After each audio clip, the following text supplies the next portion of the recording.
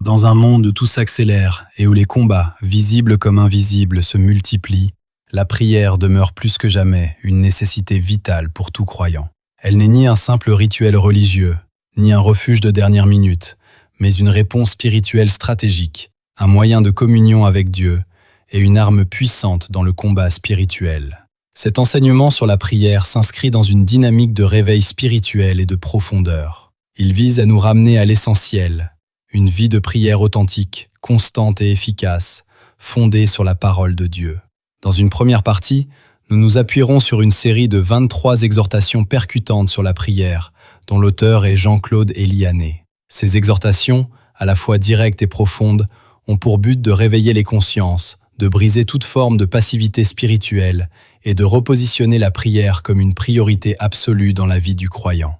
Dans un second temps, nous reviendrons sur des références bibliques classiques concernant la prière, afin de poser des fondements solides et accessibles à tous. Puis, nous approfondirons avec des passages plus détaillés pour aller plus loin dans la compréhension des principes spirituels qui régissent une vie de prière efficace et entrer dans une dimension plus mature de l'intercession.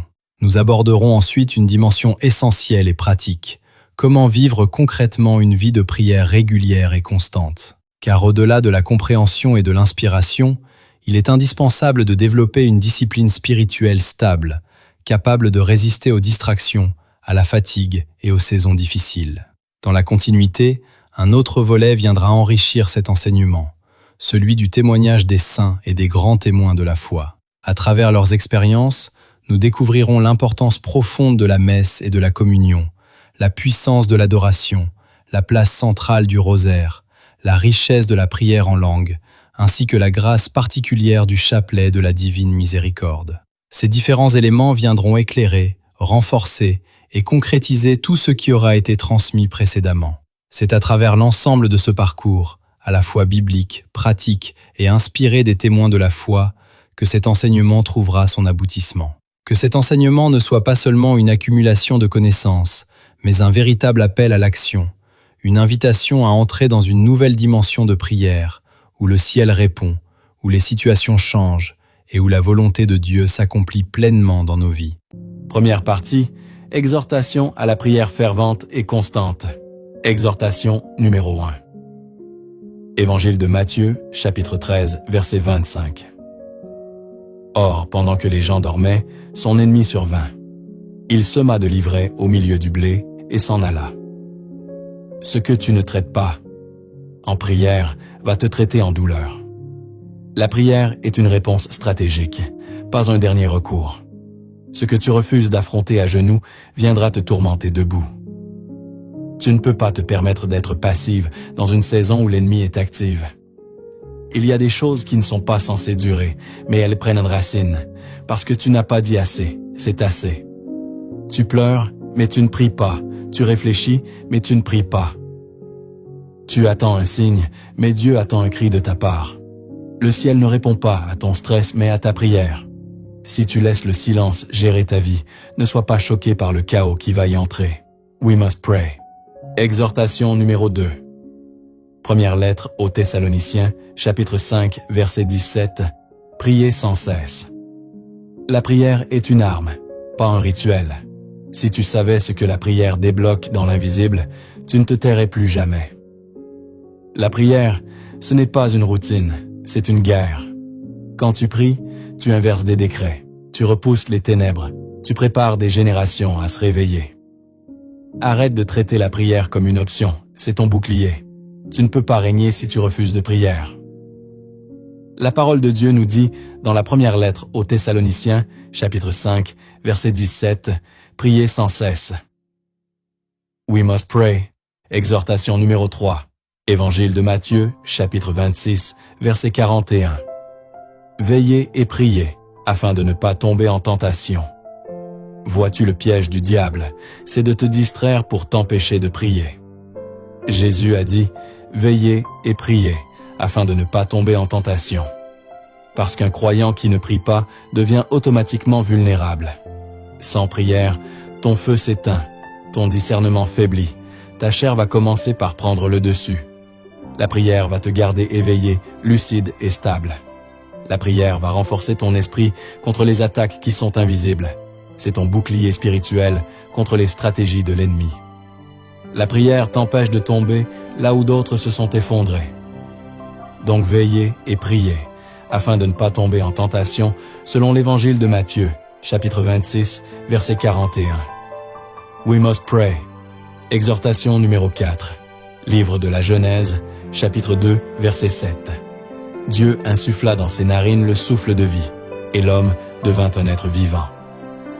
Arrête de traiter la prière comme une option, c'est ton oxygène. La prière, c'est la respiration de ton esprit. Sans elle, tu t'étouffes spirituellement. Tu peux survivre un temps sans prière, mais tu ne peux pas vivre. Si tu arrêtes de prier, ton feu s'éteint, ton discernement baisse, ton cœur devient lourd. Dans la prière, tu renouvelles ton souffle. Dieu ravive ton feu et il aligne ton cœur au sien. C'est là qu'il t'oxygène, qu'il t'inspire, qu'il dépose des stratégies célestes dans ton âme qui peut être épuisée. Actes des Apôtres, chapitre 13, verset 2. Un jour qu'ils célébraient le culte du Seigneur et qu'ils jeûnaient, l'Esprit Saint leur dit « Mettez à part, pour moi, Barnabé et Saul, en vue de l'œuvre à laquelle je les ai appelés. » La prière n'est pas ton devoir, mais ta survie. L'homme devient une âme vivante quand Dieu souffle dans ses narines, selon le livre de la Genèse, chapitre 2, verset 7. We must pray. Exhortation numéro 5. Livre d'Ésaïe, chapitre 54, verset 2. Agrandis l'espace de ta tente. Vois-tu, Dieu ne va pas toujours te donner ce que tu demandes, mais parfois il va te préparer à le porter si c'est dans sa volonté. Avant chaque élévation, Dieu passe par des temps de prière. C'est dans les temps de prière qu'il te façonne, qu'il t'élargit, qu'il te fortifie pour que la bénédiction ne te brise pas. Beaucoup veulent les promesses sans passer par la préparation. Il y a une préparation pour l'élévation, pour la promotion. Mais Dieu ne confie pas une mission à un cœur qui est vide. Il utilise les temps de prière pour te bâtir intérieurement avant de t'élever extérieurement. La prière te prépare à ce que la bénédiction ne te détruise pas. C'est pourquoi la parole de Dieu nous dit dans le livre d'Ésaïe, chapitre 54, verset 2, « Agrandis l'espace de ta tente. » We must pray. Exhortation numéro 6. Épître de Jacques, chapitre 5, versets 17 à 18. Le prophète Élie n'était qu'un homme pareil à nous. Pourtant, lorsqu'il a prié avec insistance pour qu'il ne pleuve pas, il n'est pas tombé de pluie sur la terre pendant 3 ans et demi. Puis il a prié de nouveau, et le ciel a donné la pluie, et la terre a fait germer son fruit. Voyez, certaines saisons ne changeront jamais avec le temps, mais avec la prière. Il y a des situations qui ne bougeront que si tu décides de prier. La prière a le pouvoir d'accélérer, de renverser, de débloquer.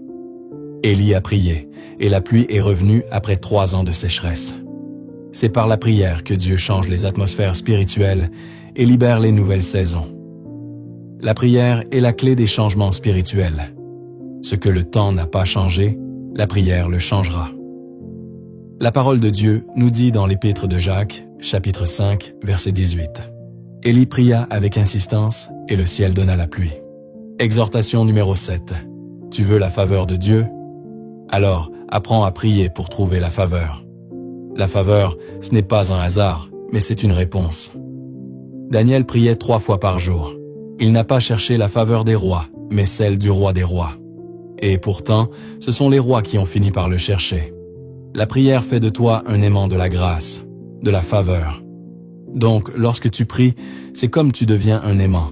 Tu vas attirer toutes les bonnes choses vers toi. Parce que la prière va aligner ton cœur à la volonté de Dieu. Et quand tu es à la bonne place spirituellement, la faveur te localise, naturellement. Tu veux des portes ouvertes? Prie. Tu veux des bonnes rencontres? Prie. Parce que la faveur ne se provoque pas par la force, mais par la présence. La faveur se trouve à genoux, pas dans les couloirs du pouvoir. Daniel se mit à genoux 3 fois par jour et pria. C'est ce que le livre de Daniel, chapitre 6, verset 10 dit. We must pray. Exhortation numéro 8. Tu veux vivre sous un ciel ouvert? Prie jusqu'à ce que le ciel réponde. La prière, c'est la clé qui déverrouille les cieux. Quand Jésus priait, le ciel s'est ouvert et le Saint-Esprit est descendu. Donc, à chaque fois que tu pries avec foi, tu fais une brèche dans le spirituel. La prière va attirer la présence, les anges et la faveur. Elle change les atmosphères et ouvre les portes invisibles. Là où le ciel semblait fermé, la prière vient frapper jusqu'à ce que le ciel s'ouvre. Le ciel ne s'ouvre pas aux gens qui sont curieux, mais aux gens qui sont persévérants. Comme la parole de Dieu nous dit dans l'Évangile de Luc, chapitre 3, verset 21, « Comme il priait, le ciel s'ouvrit. We must pray. » Exhortation numéro 9. Tu veux garder ton feu? Garde ton cœur et prie. Chaque jour, la vie dépose de la poussière sur ton cœur. Chaque jour, des blessures, l'incompréhension, la fatigue, l'offense, la trahison, la déception. Mais la prière, c'est la douche spirituelle qui nettoie tout ce que le monde a collé sur toi. Et c'est là que Dieu purifie tes motivations, lave tes pensées et t'enseigne à aimer de nouveau. Tu ne peux pas être en prière et rester amer. Impossible. Non.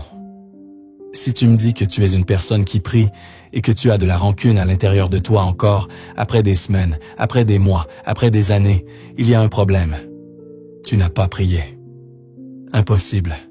Parce que dans la prière, tu te confrontes à Dieu et il te confronte à toi-même. Et ce face-à-face-là va te rendre vrai, humble et libre. Donc, la prière ne te rend pas parfait, mais elle te garde pur. La parole de Dieu nous dit dans le livre des Psaumes, chapitre 51, verset 10, « Crée en moi un cœur pur. Seigneur, crée en moi un corps pur. » La prière va te transformer. Oh oui, we must pray. Exhortation numéro 10. Tu veux entendre Dieu? Ferme tout et prie. Oui, ferme tout, tout et prie. La prière ne consiste pas seulement à parler, mais également à écouter. Et c'est là que Dieu parle dans le silence. C'est là qu'il te donne des instructions, des confirmations, des directions que personne d'autre ne peut entendre. Le bruit du monde s'assourdit, mais le silence de la prière t'éclaire. C'est dans le calme du secret que les vérités du ciel descendent. Celui qui prie avec son cœur finit toujours par entendre la voix de Dieu. La prière va te donner des oreilles pour que tu puisses entendre ce que Dieu veut te dire. Prie, déclare, mais prends un temps où tu fermes tout pour que tu puisses entendre les directives de Dieu, la réponse de Dieu, l'amour de Dieu, la consolation de Dieu. Parce que la prière, c'est une conversation également. La parole de Dieu nous dit, dans le premier livre de Samuel, chapitre 3, verset 10, « Parle, Seigneur, ton serviteur écoute. Est-ce que tu prends le temps d'écouter? We must pray. » Exhortation numéro 11. Est-ce que tu veux savoir pourquoi tu tiens encore debout? Parce que tu pries. Quand l'âme est pesada, si l'âme est fatiguée et que le cœur veut abandonner, la prière devient ton refuge.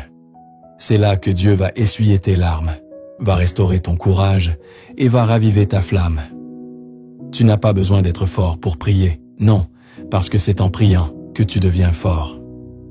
La prière va te garder stable dans la tempête. Elle va te rappeler que même si tout est en train de bouger, ton ancre est dans la parole de Dieu, ton ancre est dans la présence de Dieu. Le découragement tombe là où la prière commence. Alors prie. Dès que tu commences à prier, la force, le courage va reprendre. La parole de Dieu nous dit dans le livre des Psaumes, chapitre 103, verset 2, « Mon âme bénit l'Éternel et n'oublie aucun de ses bienfaits. We must pray. » Exhortation numéro 12. Vois-tu, la prière ne te donne pas seulement la paix, elle te donne des plans également. Trop de gens prient pour des miracles, mais Dieu veut leur donner des stratégies. Dans la prière, Dieu te révèle le comment bâtir, comment te relever, comment gagner le combat.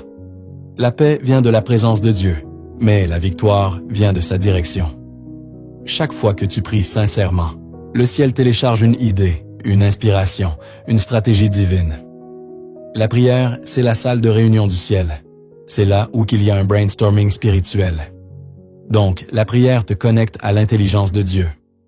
La parole de Dieu nous dit, dans le livre des Psaumes, chapitre 55, verset 16, « J'invoquerai Dieu et il me répondra. We must pray. » Exhortation numéro 13. Voici la prière. Ne change pas seulement ce que tu vis, elle change ce que tu dis. Oui, celui qui prie parle différemment. Parce que dans la présence du Dieu, tu apprends le langage du ciel. La peur devient la foi. Les plaintes deviennent déclarations. Les soupirs deviennent des prophéties. Tu sors de la prière avec un vocabulaire de victoire. Même quand rien n'a encore changé, la prière te donne des mots justes. Ceux qui bâtissent au lieu de détruire. Ceux qui créent au lieu de douter. Elle aligne ta bouche avec la bouche de Dieu. La prière forme ton esprit et discipline ta langue. J'ai cru et c'est pourquoi j'ai parlé. C'est ce que la deuxième lettre aux Corinthiens, chapitre 4, verset 13 nous dit. La prière, lorsque tu rentres en contact avec ton Dieu, il y a quelque chose qui va changer. Tu ne vas plus parler de la même manière. Même ta prestance, ta posture, ce que tu vas dégager. L'autorité que tu vas avoir, l'assurance que tu vas avoir en priant, tout ça, tu le développes en développant cette relation-là de prière, cette relation, cette intimité avec ton Dieu. We must pray. Exhortation numéro 14. Tu veux que Dieu se manifeste, donne-lui un lieu pour qu'il puisse venir. Vois-tu, la parole de Dieu nous dit que Dieu siège au milieu des louanges et il demeure dans la prière. Donc, quand tu pries, quand tu le loues, tu bâtis un autel invisible où sa présence descend. Plus que tu pries, plus sa gloire va rayonner sur toi. La prière attire Dieu, comme le parfum attire la royauté. La prière va créer une atmosphère où les miracles vont devenir normaux, où la paix va devenir tangible. Là où il y a la prière, la louange, Dieu s'installe. La parole de Dieu dit « Invoquez-moi et je vous répondrai ». Là où tu pries, tu établis une atmosphère pour que Dieu puisse venir siéger dans ta situation, dans ton besoin, où il vient dominer, régner, et là tu sais par la foi que tout est réglé. We must pray. Exhortation numéro 15. Tu veux des résultats divins? Utilise des outils divins. La prière n'est pas une option pour les femmes de destinée, c'est un système de gouvernance, un système de domination. Tu veux une percée, mais tu n'as pas de vie de prière. Tu veux l'onction, mais tu n'as pas de discipline spirituelle. Les personnes qui veulent accéder aux promesses de Dieu ne règnent pas par la logique, elles règnent par l'autel. Tu ne peux pas réclamer les promesses du royaume si tu n'as pas activé les protocoles du royaume. Dieu ne récompense pas juste les intentions, il répond aux prières. Si ta voix ne monte pas au ciel, ne t'attends pas à ce que le ciel descende dans ta situation. We must pray. Exhortation numéro 16. La gloire de Dieu ne tombe pas par hasard. Elle répond à la prière. C'est sur la montagne de la prière que Jésus a été transfiguré. Ce n'était pas un hasard, c'était une réponse. Pendant qu'il priait, son visage changea. Ses vêtements devaient être éclatants. Le ciel répond toujours à ceux qui montent dans la prière. Tu veux porter la gloire? Monte plus haut. Monte plus haut que la distraction, plus haut que le bruit, plus haut que les plaintes, parce que la gloire ne descend que là où la prière est montée. La prière te transfigure avant de transformer ton environnement. La parole de Dieu nous dit dans l'évangile de Luc, chapitre 9, verset 29. Comme il priait, son visage changea d'aspect. Ton visage va changer parce que tu vas commencer à prier. Les gens vont dire, il y a quelque chose de différent en toi. There is a glow. Il y a un glow, il y a un éclat, la prière va faire cela. We must pray. Exhortation numéro 17. Il faut comprendre que quand tout semble perdu, la prière te remet là où Dieu te veut. La prière, c'est comme ton GPS spirituel. Tu peux être égaré dans le bruit, dans les choix, dans les blessures, mais une seule prière sincère peut te ramener au bon endroit. Dieu ne t'a jamais oublié. C'est juste que tu n'étais plus sur la fréquence. Tu n'étais plus sur la fréquence.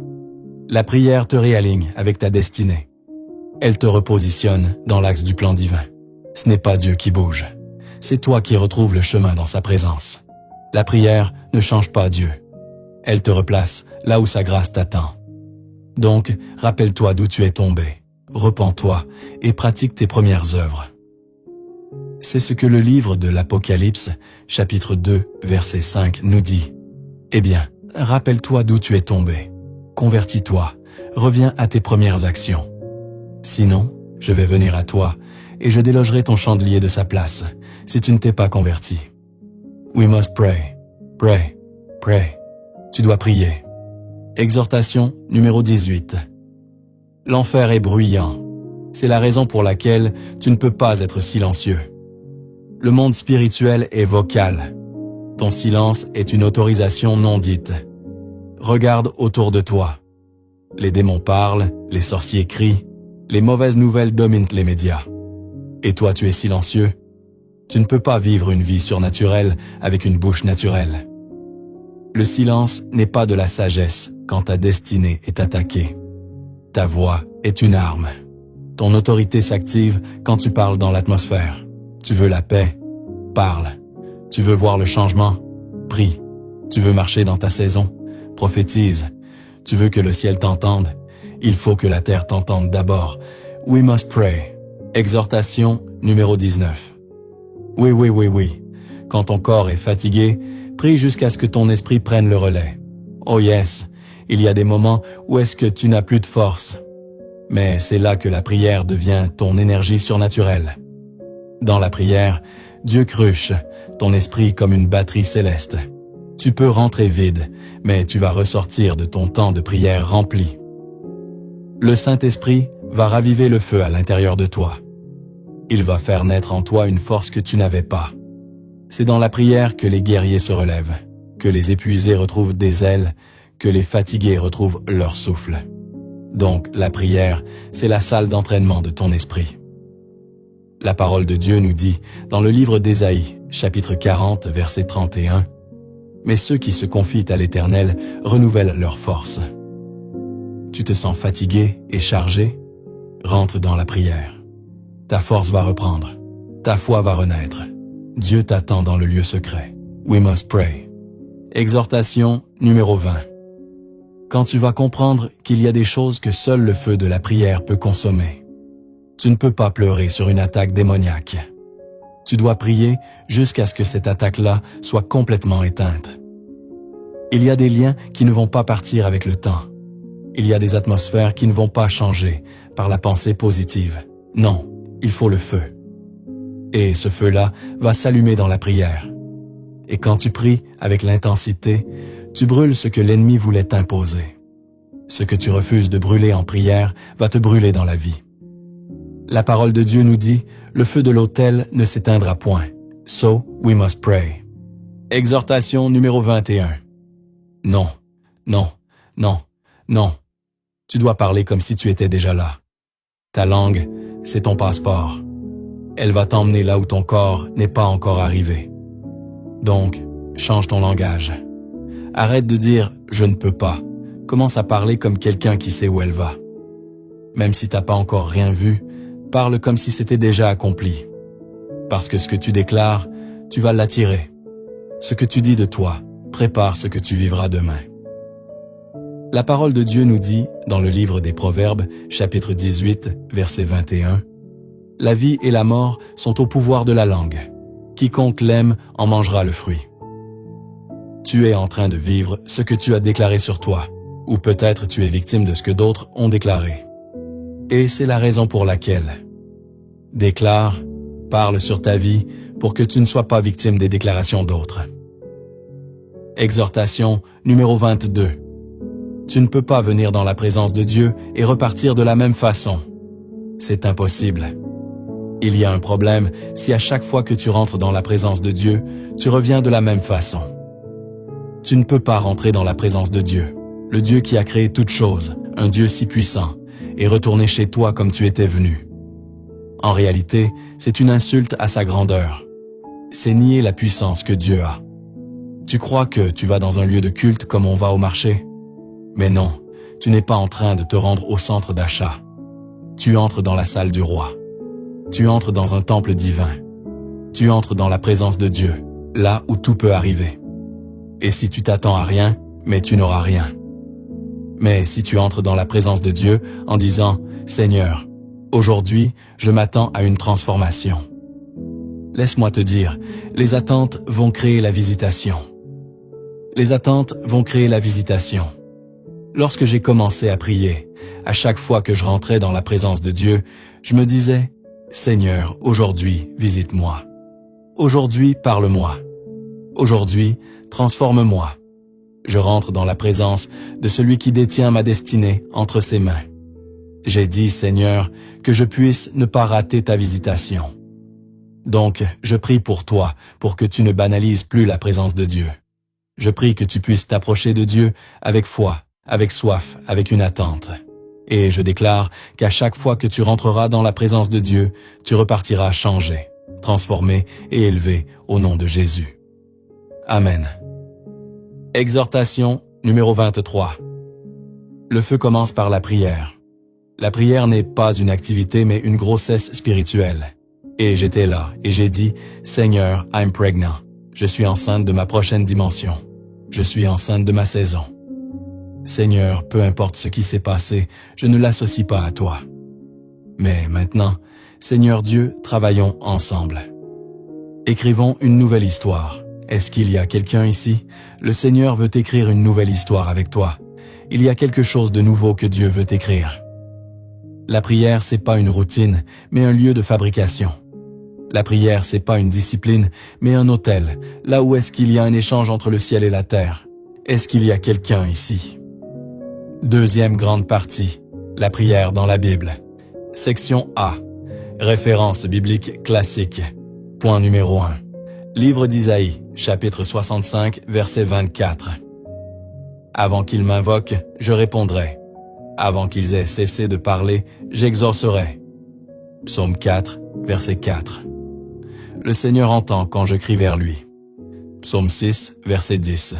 Le Seigneur entend ma prière. Point numéro 2. Évangile de Matthieu, chapitre 7, versets 7 et 11. Demandez, on vous donnera. Cherchez, vous trouverez. Frappez, on vous ouvrira. Si donc vous, qui êtes mauvais, vous savez donner de bonnes choses à vos enfants, combien plus votre Père qui est aux cieux donnera-t-il de bonnes choses à ceux qui les lui demandent? Point numéro 3. Évangile de Matthieu, chapitre 18, verset 19. Et pareillement, Amen, je vous le dis, si 2 d'entre vous sur la terre se mettent d'accord pour demander quoi que ce soit, ils l'obtiendront de mon Père qui est aux cieux. Point numéro 4. Évangile de Matthieu, chapitre 21, verset 22. Tout ce que vous demanderez dans votre prière avec foi, vous l'obtiendrez. Point numéro 5. Évangile de Marc, chapitre 11, verset 24. Tout ce que vous demandez dans la prière, croyez que vous l'avez obtenu, et cela vous sera accordé. Point numéro 6. Jour et nuit. Évangile de Luc, chapitre 18, versets 1, 7 et 8. Jésus disait à ses disciples une parabole sur la nécessité pour eux de toujours prier sans se décourager. Et Dieu ne ferait pas justice à ses élus qui craignent vers lui jour et nuit. Les fait-il attendre? Je vous le déclare. Bien vite, il leur fera justice. Cependant, le Fils de l'homme, quand il viendra, trouvera-t-il la foi sur la terre? Actes des Apôtres, chapitre 16, versets 25 à 34. Vers le milieu de la nuit, Paul et Silas priaient et chantèrent les louanges de Dieu, et les autres détenus les écoutaient. Tout à coup, il y eut un violent tremblement de terre qui secoua les fondations de la prison. À l'instant même, toutes les portes s'ouvrirent, et les liens de tous les détenus se détachèrent. Le geôlier, tiré de son sommeil, vit que les portes de la prison étaient ouvertes. Croyant que les détenus s'étaient évadés, il dégaina son épée et il était sur le point de se donner la mort. Mais Paul se mit à crier d'une voix forte, « Ne va pas te faire de mal, nous sommes tous là. » Ayant réclamé de la lumière, le geôlier se précipita et, tout tremblant, se jeta aux pieds de Paul et de Silas. Puis il les emmena dehors et leur demanda, « Que dois-je faire pour être sauvé, mes seigneurs ?» Ils lui répondirent, « Crois au Seigneur Jésus, et tu seras sauvé, toi et toute ta maison. » Ils lui annoncèrent la parole du Seigneur, ainsi qu'à tous ceux qui vivaient dans sa maison. À l'heure même, en pleine nuit, le geôlier les emmena pour laver leurs plaies. Aussitôt, il reçut le baptême avec tous les siens. Puis il fit monter chez lui Paul et Silas, il fit préparer la table, et avec toute sa maison, il laissa déborder sa joie de croire en Dieu. Première lettre aux Thessaloniciens, chapitre 3, verset 10. Nous le prions avec ardeur, jour et nuit, pour que nous puissions revoir votre visage et compléter ce qui manque à votre foi. Deuxième lettre à Timothée, chapitre 1, versets 3 à 5. Je suis plein de gratitude envers Dieu, à qui je rends un culte avec une conscience pure. À la suite de mes ancêtres, je lui rends grâce en me souvenant continuellement de toi dans mes prières, nuit et jour. Me rappelant tes larmes, j'ai un très vif désir de te revoir pour être rempli de joie. J'ai souvenir de la foi sincère qui est en toi. C'était celle qui habitait d'abord Loïs, ta grand-mère, et celle d'Eunice, ta mère. Et j'ai la conviction que c'est aussi la tienne.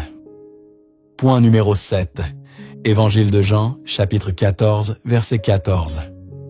Quand vous me demanderez quelque chose en mon nom, moi, je le ferai. Évangile de Jean, chapitre 15, verset 7. Si vous demeurez en moi, et que mes paroles demeurent en vous, demandez tout ce que vous voulez, et cela se réalisera pour vous. Évangile de Jean, chapitre 15, verset 16. Alors, tout ce que vous demanderez au Père en mon nom, il vous le donnera. Évangile de Jean, chapitre 16, versets 23 et 24. Ce que vous demanderez au Père en mon nom, il vous le donnera. Jusqu'à présent, vous n'avez rien demandé en mon nom. Demandez, et vous recevrez. Ainsi votre joie sera parfaite. Point numéro 8. Évangile de Luc, chapitre 6, versets 12 et 13. En ces jours-là, Jésus s'en alla dans la montagne pour prier, et il passa toute la nuit à prier Dieu. Le jour venu, il appela ses disciples, et en choisit 12 auxquels il donna le nom d'apôtres. Évangile de Marc, chapitre 1, verset 35. Très tôt le lendemain, alors qu'il faisait encore nuit noire, Jésus se leva et sortit de la maison. Il s'en alla hors de la ville, dans un endroit isolé. Là, il se mit à prier. Point numéro 9. Deuxième livre des Chroniques, chapitre 7, verset 14. Si mon peuple, sur qui est prononcé mon nom, s'incline et prie, s'il recherche ma face et revient de sa conduite mauvaise, moi, j'écouterai depuis les cieux. Je pardonnerai son péché et je guérirai son pays. Point numéro 10. Première lettre aux Thessaloniciens, chapitre 5, versets 17 et 18. Priez sans cesse, remerciez Dieu en toutes circonstances. Point numéro 11. Évangile de Luc, chapitre 18, versets 7 et 8. Et Dieu ne ferait pas justice à ses élus qui crient vers lui jour et nuit. Les fait-il attendre? Je vous le déclare, bien vite, il leur fera justice. Point numéro 12. Épître aux Philippiens, chapitre 4, verset 6. Ne soyez inquiets de rien, mais en toutes circonstances, priez et suppliez, tout en rendant grâce pour faire connaître à Dieu vos demandes. Point numéro 13. Épître de Jacques, chapitre 5, verset 16. Priez les uns pour les autres afin d'être guéris. La supplication du juste agit avec beaucoup de force. Point numéro 14. Évangile de Matthieu, chapitre 6, versets 6 à 8. Mais toi, quand tu pries, retire-toi dans ta pièce la plus retirée. Ferme la porte et prie ton Père qui est présent dans le secret. Ton Père qui voit dans le secret te le rendra. Lorsque vous priez, ne rabâchez pas comme les païens. Ils s'imaginent qu'à force de paroles, ils seront exaucés. Ne les imitez donc pas, car votre Père sait de quoi vous avez besoin, avant même que vous l'ayez demandé. Nouvelle partie. Pour aller loin. Point numéro 1. Lettre aux Romains, chapitre 8, versets 32 et 34. Il n'a pas épargné son propre Fils, mais il l'a livré pour nous tous. Comment pourrait-il, avec lui, ne pas nous donner tout? Alors, qui pourra condamner?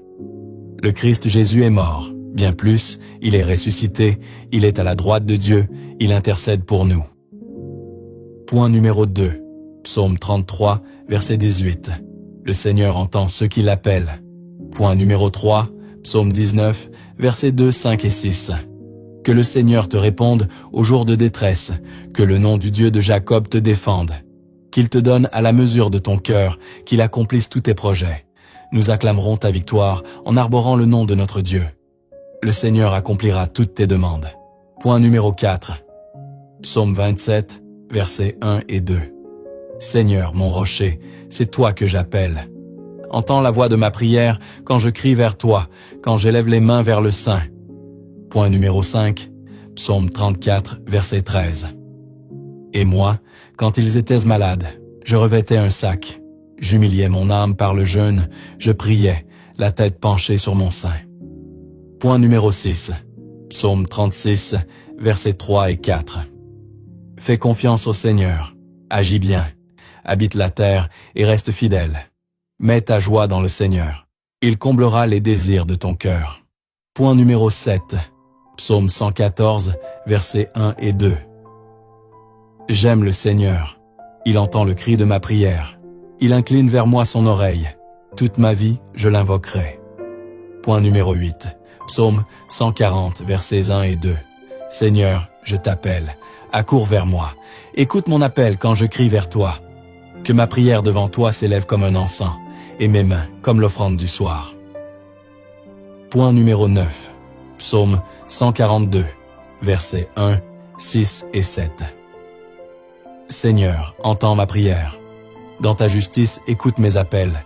Dans ta fidélité, réponds-moi. Je tends les mains vers toi. Me voici devant toi comme une terre assoiffée. Vite, réponds-moi, Seigneur. Point numéro 10. Évangile de Matthieu, chapitre 7, versets 7 à 11. Demandez, on vous donnera. Cherchez, vous trouverez. Frappez, on vous ouvrira. En effet, quiconque demande reçoit. Qui cherche trouve. À qui frappe, on ouvrira. Ou encore, lequel d'entre vous donnera une pierre à son fils quand il lui demande du pain? Ou bien lui donnera un serpent quand il lui demande un poisson? Si donc, vous, qui êtes mauvais, vous savez donner de bonnes choses à vos enfants, combien plus votre Père qui est aux cieux donnera-t-il de bonnes choses à ceux qui les lui demandent? Point numéro 11. Évangile de Luc, chapitre 9, versets 28, 29 et 35. Environ 8 jours après avoir prononcé ces paroles, Jésus prit avec lui Pierre, Jean et Jacques, et il gravit la montagne pour prier. Pendant qu'il priait, l'aspect de son visage devint autre, et son vêtement devint d'une blancheur éblouissante. Et de la nuée, une voix se fit entendre. « Celui-ci est mon fils, celui que j'ai choisi. Écoutez-le. » Point numéro 12. Évangile de Luc, chapitre 11, versets 9 à 13. Moi, je vous dis, demandez, on vous donnera. Cherchez, vous trouverez. Frappez, on vous ouvrira. En effet, quiconque demande reçoit, qui cherche trouve. À qui frappe, on ouvrira. Quel père parmi vous, quand son fils lui demande un poisson, lui donnera un serpent au lieu du poisson? Ou lui donnera un scorpion quand il demande un œuf? Si donc vous, qui êtes mauvais, vous savez donner de bonnes choses à vos enfants, combien plus le Père du ciel donnera-t-il l'Esprit Saint à ceux qui le lui demandent? Point numéro 13. Première lettre de Jean, chapitre 3, versets 21 et 22. Bien-aimés, si notre cœur ne nous accuse pas, nous avons de l'assurance devant Dieu. Quoi que nous demandions à Dieu, nous le recevons de lui, parce que nous gardons ses commandements et que nous faisons ce qui est agréable à ses yeux. Point numéro 14. Évangile de Jean, chapitre 5, versets 14 et 15. Voici l'assurance que nous avons auprès de Dieu. Si nous faisons une demande selon sa volonté, il nous écoute. Et puisque nous savons qu'il nous écoute en toutes nos demandes, nous savons aussi que nous obtenons ce que nous lui avons demandé. Point numéro 15. Épître de Jacques, chapitre 4, versets 3 et 4. Comment demander? Vous demandez, mais vous ne recevez rien. En effet, vos demandes sont mauvaises, puisque c'est pour tout dépenser en plaisir. Adultères que vous êtes, ne savez-vous pas que l'amour pour le monde rend ennemi de Dieu? Donc, celui qui veut être ami du monde se pose en ennemi de Dieu. Point numéro 16. Évangile de Jean, chapitre 17, versets 1 à 26. Prière sacerdotale. Point numéro 17. Livre de Joël, chapitre 2, versets 18 à 20. Le Seigneur aime son pays. Il a pitié de son peuple et répond ainsi à ses prières. Je vais vous donner de nouveau du blé, du vin et de l'huile. Vous en serez comblés. Plus jamais, je ne vous livrerai aux moqueries des autres peuples. Je chasserai vos ennemis venus du nord. Point numéro 18. Évangile de Luc, chapitre 21, versets 34 à 36. Tenez-vous sur vos gardes, de crainte que votre cœur ne s'alourdisse dans les beuveries, l'ivresse et les soucis de la vie, et que ce jour-là ne tombe sur vous à l'improviste comme un filet. Il s'abattra en effet sur tous les habitants de la terre entière. Restez éveillés et priez en tout temps. Ainsi, vous aurez la force d'échapper à tout ce qui doit arriver et de vous tenir debout devant le Fils de l'homme. Point numéro 19. Enseignement sur la prière. La prière des disciples. Évangile de Luc, chapitre 11, versets 1 à 4. Il arriva que Jésus, en un certain lieu, était en prière. Quand il eut terminé, un de ses disciples lui demanda, « Seigneur, apprends-nous à prier, comme Jean le Baptiste, lui aussi, l'a appris à ses disciples. » Il leur répondit, « Quand vous priez, dites, « Père, que ton nom soit sanctifié, que ton règne vienne. Donne-nous le pain dont nous avons besoin pour chaque jour.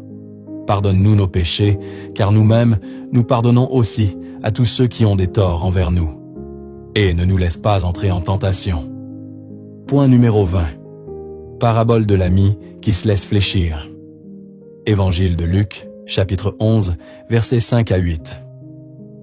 Jésus leur dit encore, « Imaginez que l'un de vous ait un ami et aille le trouver au milieu de la nuit pour lui demander, « Mon ami, prête-moi 3 pains, car un de mes amis est arrivé de voyage chez moi, et je n'ai rien à lui offrir. » Et si, de l'intérieur, l'autre lui répond, « Ne viens pas m'importuner. La porte est déjà fermée. Mes enfants et moi, nous sommes couchés. Je ne puis pas me lever pour te donner quelque chose. » Eh bien, je vous le dis, même s'il ne se lève pas pour donner par amitié, il se lèvera à cause du sans-gêne de cet ami, et il lui donnera tout ce qu'il lui faut. Eh bien, je vous l'affirme, même s'il ne se lève pas par amitié pour les lui donner, il se lèvera pourtant et lui donnera tout ce dont il a besoin, parce que son ami insiste sans se gêner. Point numéro 21. Quiconque demande, reçoit. Évangile de Luc, chapitre 11, versets 9 à 13. Moi, je vous dis, demandez, on vous donnera. Cherchez, vous trouverez. Frappez, on vous ouvrira. En effet, quiconque demande reçoit. Qui cherche trouve. À qui frappe, on ouvrira. Quel père parmi vous, quand son fils lui demande un poisson, lui donnera un serpent au lieu du poisson, ou lui donnera un scorpion quand il demande un œuf? Si donc vous, qui êtes mauvais, vous savez donner de bonnes choses à vos enfants, combien plus le Père du ciel donnera-t-il l'Esprit Saint à ceux qui le lui demandent? Point numéro 22. La prière du Notre Père. Évangile de Matthieu, chapitre 6, versets 9 à 13. Vous donc, priez ainsi. Notre Père, qui es aux cieux, que ton nom soit sanctifié, que ton règne vienne, que ta volonté soit faite sur la terre comme au ciel. Donne-nous aujourd'hui notre pain de ce jour. Remets-nous nos dettes, comme nous-mêmes nous remettons leurs dettes à nos débiteurs. Et ne nous laisse pas entrer en tentation, mais délivre-nous du mal. Point numéro 23. Les vendeurs chassés du temple. Évangile de Matthieu, chapitre 21, versets 12 à 17. Jésus entra dans le temple, et il expulsa tous ceux qui vendaient et achetaient dans le temple. Il renversa les comptoirs des changeurs et les sièges des marchands de colombes. Il leur dit, « Il est écrit, ma maison sera appelée maison de prière. Or vous, vous en faites une caverne de bandits. » Point numéro 24. Le figuier sans fruit. Évangile de Matthieu, chapitre 21, versets 18 à 22. Point numéro 25. Évangile de Matthieu, chapitre 26, versets 40 à 43. Puis il revient vers ses disciples et les trouve endormis. Il dit à Pierre, « Ainsi, vous n'avez pas eu la force de veiller seulement 1 heure avec moi. Veillez et priez pour ne pas entrer en tentation. L'esprit est ardent, mais la chair est faible. » Revenu près des disciples, de nouveau il les trouva endormis, car leurs yeux étaient lourds d'eux. Point numéro 26. Évangile de Marc, chapitre 9, verset 29. Jésus leur répondit, « Cette espèce-là, rien ne peut la faire sortir, sauf la prière. » Point numéro 27. Évangile de Luc, chapitre 2, versets 36 et 37. Anne. Il y avait aussi une femme prophète, Anne, fille de Phanuel, de la tribu d'Aser. Elle était très avancée en âge. Après 7 ans de mariage, demeurée veuve, elle était arrivée à l'âge de 84 ans. Elle ne s'éloignait pas du temple, servant Dieu jour et nuit dans le jeûne et la prière. Point numéro 28. Jésus en prière. Évangile de Luc, chapitre 5, verset 16. Mais lui se retirait dans les endroits déserts et il priait. Point numéro 29. Lettre aux Romains, chapitre 8, versets 26 à 28. Bien plus, l'Esprit Saint vient au secours de notre faiblesse, car nous ne savons pas prier comme il faut. L'Esprit lui-même intercède pour nous par des gémissements inexprimables. Et Dieu, qui scrute les cœurs, connaît les intentions de l'Esprit, puisque c'est selon Dieu que l'Esprit intercède pour les fidèles. Nous le savons, quand les hommes aiment Dieu, lui-même fait tout contribuer à leur bien, puisqu'ils sont appelés selon le dessein de son amour. Point numéro 30. Instructions concernant la prière. Première lettre à Timothée, chapitre 2, versets 1 à 8. J'encourage, avant tout, à faire des demandes, des prières, des intercessions et des actions de grâce pour tous les hommes, pour les chefs d'État et tous ceux qui exercent l'autorité, afin que nous puissions mener notre vie dans la tranquillité et le calme, en toute piété et dignité. Cette prière est bonne et agréable à Dieu notre Sauveur, car il veut que tous les hommes soient les sauvés et parviennent à la pleine connaissance de la vérité. En effet, il n'y a qu'un seul Dieu. Il n'y a aussi qu'un seul médiateur entre Dieu et les hommes, un homme, le Christ Jésus, qui s'est donné lui-même en rançon pour tous. Au temps fixé, il a rendu ce témoignage, pour lequel j'ai reçu la charge de messager et d'apôtre. Je dis vrai, je ne mens pas. Moi qui enseigne aux nations la foi et la vérité. Je voudrais donc qu'en tout lieu, les hommes prient en élevant les mains, saintement, sans colère ni dispute. Point numéro 31. Prière. Deuxième lettre aux Thessaloniciens, chapitre 3, versets 1 à 3. Priez aussi pour nous, frères, afin que la parole du Seigneur poursuive sa course, et que partout on lui rende gloire comme chez vous. Priez pour que nous échappions aux gens pervers et mauvais, car tout le monde n'a pas la foi. Le Seigneur, lui, est fidèle. Il vous affermira et vous protégera du mal. Point numéro 32. Deuxième lettre aux Thessaloniciens, chapitre 1, verset 11. C'est pourquoi nous prions pour vous, à tout moment, afin que notre Dieu vous trouve digne de l'appel qu'il vous a adressé, par sa puissance, qu'il vous donne d'accomplir tout le bien que vous désirez, et qu'il rende active votre foi. Point numéro 33. Épître aux Colossiens, chapitre 4, versets 2 à 4 et 12. Soyez assidus à la prière, qu'elle vous tienne vigilants dans l'action de grâce. Priez en même temps pour nous, afin que Dieu ouvre une porte à notre parole et que nous annoncions le mystère du Christ, pour lequel je suis en prison. Ainsi, je le manifesterai comme je me dois d'en parler. Vous avez les salutations d'Épaphras, qui est de chez vous. Un serviteur du Christ Jésus, qui mène sans cesse pour vous le combat de la prière, afin que vous teniez debout, comme des gens parfaits et pleinement accordés à la volonté de Dieu. Point numéro 34. La prière pour l'apostolat. Épître aux Éphésiens, chapitre 6, versets 18 à 20. En toutes circonstances, que l'Esprit vous donne de prier et de supplier.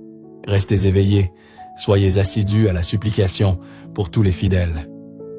Priez aussi pour moi, qu'une parole juste me soit donnée quand j'ouvre la bouche pour faire connaître avec assurance le mystère de l'Évangile dont je suis l'ambassadeur, dans mes chaînes. Priez donc, afin que je trouve dans l'Évangile pleine assurance pour parler comme je le dois.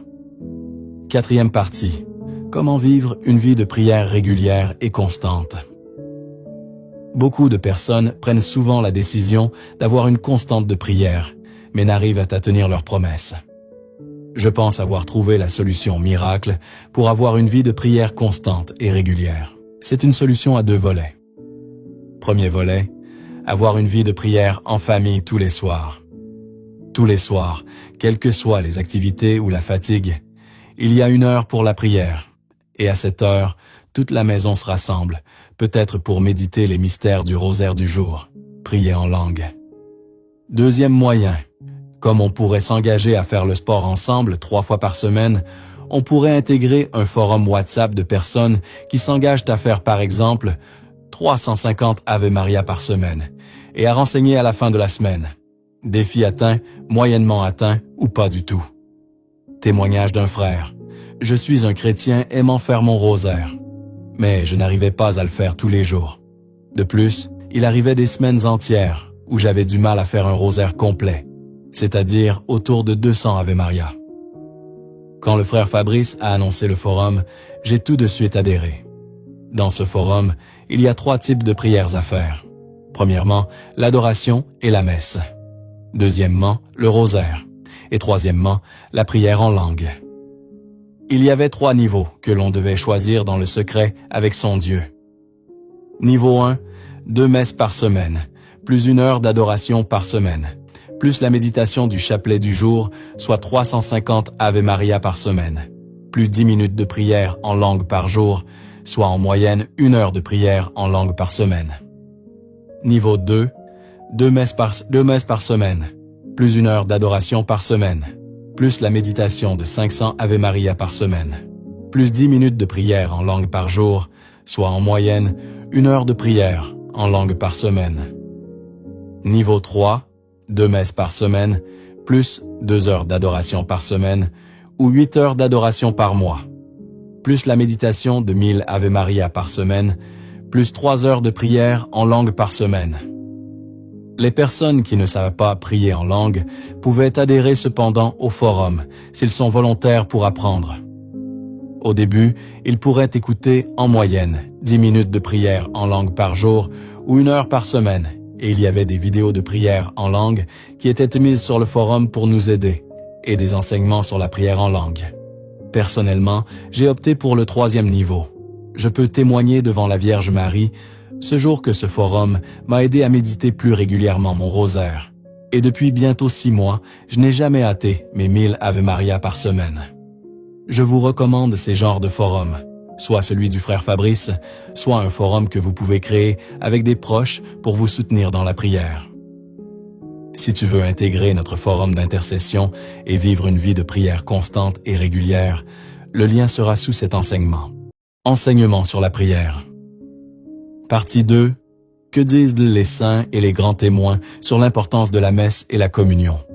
Et si le moment le plus important de ta semaine n'était pas celui que tu crois? Depuis des siècles, des saints, des prêtres et des hommes profondément enracinés dans la foi n'ont cessé de le répéter. La messe n'est pas un simple rituel. Ce n'est pas une habitude religieuse. C'est une rencontre vivante. Une rencontre avec Dieu. Certains ont même affirmé que si nous comprenions réellement ce qui se passe à la messe, nous ne voudrions plus jamais la manquer. Mais alors, pourquoi est-elle si importante? Pourquoi tant de vies ont été transformées, renouvelées, sauvées à travers ce mystère? Dans cette vidéo, découvrons ensemble ce que les grandes voix de la foi ont compris et que beaucoup aujourd'hui ont oublié. Citation numéro 1. Quand Jésus est présent corporellement en nous, les anges font une garde d'honneur autour de nous. Saint Bernard. Citation numéro 2. Je crains le jour où je ne pourrai recevoir la Sainte Hostie. Ce pain d'effort me donne toute l'énergie nécessaire pour accomplir cette œuvre et le courage de faire tout ce qu'exige le Seigneur. Le courage et la force qui sont en moi ne viennent pas de moi, mais de celui qui demeure en moi par l'Eucharistie. Sainte Faustine, dans le Petit Journal, numéro 91. Citation numéro 3. Celui qui reçoit la Sainte Communion est sanctifié. Il est divinisé dans son corps et dans son âme comme l'eau, qui mise sur le feu devient bouillante. La communion agit comme le levain immergé dans la farine, toute la pâte fermente. De la même manière que la cire de 2 cierges fondent ensemble, devient l'un et l'autre. Je crois que celui qui se nourrit de la chair et du sang de Jésus se fond en lui par une même transformation avec lui. Il est dans le Christ et le Christ est en lui. Saint Cyril d'Alexandrie. Citation numéro 4. L'Eucharistie est le sacrement de l'amour. Elle signifie l'amour est le produit. Saint Thomas. Citation numéro 5. Saint Jean-Baptiste Marie Vianney. La nourriture de l'âme, c'est le corps et le sang d'un Dieu. Il y a de quoi, si l'on y pensait, se perdre pour l'éternité dans cet abîme d'amour. Citation numéro 6. La Sainte Communion quotidienne. N'avez-vous jamais pensé à ce qui arriverait si chaque nuit, la rosée du ciel ne descendait pas? Aucune plante ne pourrait se développer. Les herbes et les fleurs ne pourraient surmonter la transpiration que la chaleur du jour occasionne d'une manière ou d'une autre. La récupération des forces, le refroidissement, l'équilibre des humeurs lymphatiques et la vie même des plantes sont dus à la rosée. Après une pause, il continue. Mon âme est comme une petite plante, quelque chose de délicat sur laquelle le vent et la chaleur font rage chaque jour. Alors, il est nécessaire que chaque matin, j'aille faire ma provision de rosée spirituelle en recevant la Sainte Communion. Célèbre biologiste Banting. Citation numéro 7. L'Eucharistie est un pain quotidien que l'on prend pour remédier notre faiblesse quotidienne. Saint Augustin. Citation numéro 8. Celui qui maintient le monde en place est en moi. Le sang de Dieu circule dans mes veines. Ne crains rien, ô mon âme. Le Seigneur du monde t'a prise dans ses bras et il veut que tu reposes en lui. Louise-Marie Claret. Citation numéro 9. Je voudrais être le calice où j'adore le sang divin. Mais je puis au saint sacrifice le recueillir chaque matin. Mon âme à Jésus est plus chère que les précieux vases d'or. Sainte Thérèse de l'Enfant Jésus. Citation numéro 10. Aucun homme ne peut énumérer les faveurs qui ont leur source dans la Sainte Messe. Premièrement, le pécheur se réconcilie avec Dieu. Deuxièmement, le juste devient plus juste. Troisièmement, les fautes sont effacées. Quatrièmement, les vices sont anéantis. Cinquièmement, les vertus et les mérites rendus plus efficaces. Et sixièmement, les embûches du démon sont confondues. Saint Laurent Justinien. Citation numéro 11. Si je devais parcourir des kilomètres et des kilomètres sur des charbons ardents pour recevoir Jésus, je trouverais le chemin facile, comme s'il s'agissait d'un tapis de pétales de rose. Sainte Catherine de Gênes. Citation numéro 12. Venez à la communion, venez à Jésus, venez vivre de lui, afin de vivre pour lui. Saint Jean-Baptiste Marie Vianney. Citation numéro 13. Quand nous recevons la communion, nous recevons le même Seigneur Jésus. Mais tous ne reçoivent pas les mêmes grâces. Elle ne produit pas chez tous les mêmes effets. Cela provient de notre plus ou moins grande disposition. Pour expliquer ce fait, utilisons une comparaison naturelle, la greffe. Plus les plantes soumises à la greffe sont semblables, plus c'est profitable à la greffe. Ainsi, plus la ressemblance sera grande entre celui qui communie et Jésus, meilleurs seront les fruits de la Sainte Communion. Saint Antoine-Marie Claret. Citation numéro 14. L'âme qui reçoit le sang divin devient belle, et comme revêtue d'un habit très précieux et resplendissant, à tel point que si nous pouvions le voir, nous serions tentés de l'adorer. Sainte Marie-Madeleine de Pazzi. Citation numéro 15. Il serait plus facile que la terre continue d'exister sans soleil plutôt que sans messe. Saint Padre Pio. Citation numéro 16. Notre Seigneur aime tellement l'homme qu'il ne peut se séparer de lui, même en son état de gloire. L'Eucharistie, c'est son incarnation continuée, multipliée, perpétuée jusqu'à la fin du monde. Il veut vivre près de l'homme et continuer les 3 états de sa vie de sauveur, de prière, de sacrifice, de vie des âmes. Il prie dans le tabernacle, il s'immole sur l'autel, il nous nourrit dans la Sainte Communion. Saint Pierre-Julien Aymar. Citation numéro 17. Sache, ô chrétien, que la messe est l'acte le plus saint de la religion. Tu ne pourrais rien faire qui soit plus glorieux pour Dieu, ni plus avantageux pour ton âme, que de l'écouter pieusement, et le plus souvent possible. Saint Pierre-Julien Aymar. Citation numéro 18. Combien disent « Je voudrais voir » sa figure, ses traits, sa beauté, moins que ses vêtements. Mais dans l'Eucharistie, c'est lui-même que vous voyez, lui-même que vous touchez, lui-même que vous mangez. Pensez-y et adorez, car c'est le même qui est aux cieux et que les anges adorent. Saint Jean Chrysostome. Citation numéro 19. Si les hommes comprenaient dans la valeur de la Sainte Messe, à chaque célébration, il faudrait des gendarmes pour conserver l'ordre parmi les foules qui se présenteraient dans les églises. Saint Padre Pio. Citation numéro 20. Saint Gaëtan, qui se préparait à la célébration de la Sainte Messe, en s'unissant si intimement à la Sainte Vierge qu'on disait de lui, il célèbre la messe comme s'il était Marie elle-même. Comme Marie accueillait Jésus dans ses mains à Bethléem, ainsi le prêtre reçoit Jésus entre ses mains au cours de la messe. Comme la Vierge offrit Jésus victime au calvaire, ainsi le prêtre offre l'agneau immolé sur l'autel. Comme la Vierge a donné Jésus à l'humanité, ainsi le prêtre donne Jésus lors de la Sainte Communion. Père Stefano Maria Manelli, dans le livre Jésus amour eucharistique, page 130. Citation numéro 21. La communion nous est aussi nécessaire pour soutenir notre vie chrétienne, qu'est nécessaire aux anges la vision de Dieu pour les maintenir dans la vie glorieuse. Saint Pierre Julien Aymar, citation numéro 22. Venue de Marie toute pure, la chair de Jésus est la chair maternelle de sa mère, son sang est le sang maternel de sa mère. Il ne sera jamais possible de séparer Jésus et Marie. Saint Thomas d'Aquin, citation numéro 23. Notre mérite est plus grand en écoutant dévotement une sainte messe qu'en distribuant aux pauvres tout ce que nous avons ou en parcourant les lieux de pèlerinage dispersés sur la terre. Saint Bernard. Citation numéro 24. L'Eucharistie suscite en nous des désirs d'amour angélique et elle a la particulière efficacité de mettre dans les âmes un saint instinct de tendresse pour la Reine des Anges. Elle nous a donné la chair de sa chair, les os de ses os, et continue à nous donner par l'Eucharistie cette douce et virginale nourriture céleste. Saint Albert le Grand. Citation numéro 25. Au cours de la Sainte Messe, concentre tout ton être sur le terrible mystère qui se déroule sous tes yeux, la rédemption de ton âme et la réconciliation avec Dieu. Saint Padre Pio. Citation numéro 26. Préfères-tu recevoir la Sainte Communion ou voir la Vierge dans la grotte? La petite sainte réfléchit quelques instants, puis répondit « Quelle question étrange! Ce sont des réalités qu'on ne peut pas séparer. Jésus et Marie vont toujours ensemble. » Bernadette Soubirous.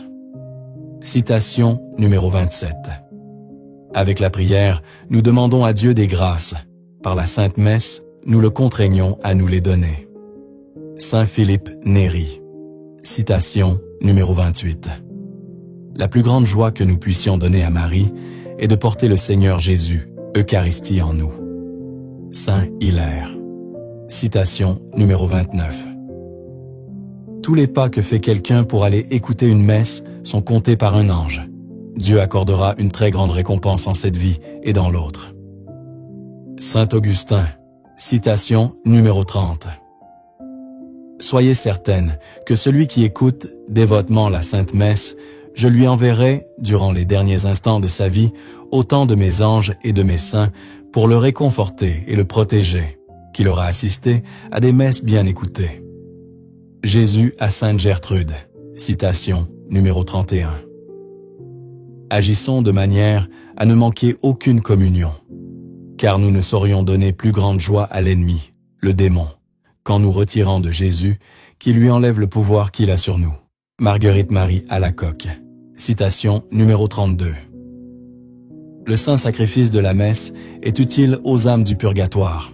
Bien plus, il est le moyen le plus efficace pour soulager ces âmes de leurs souffrances, diminuer le temps de leur exil et les introduire plus vite dans le royaume. Saint Jean Bosco.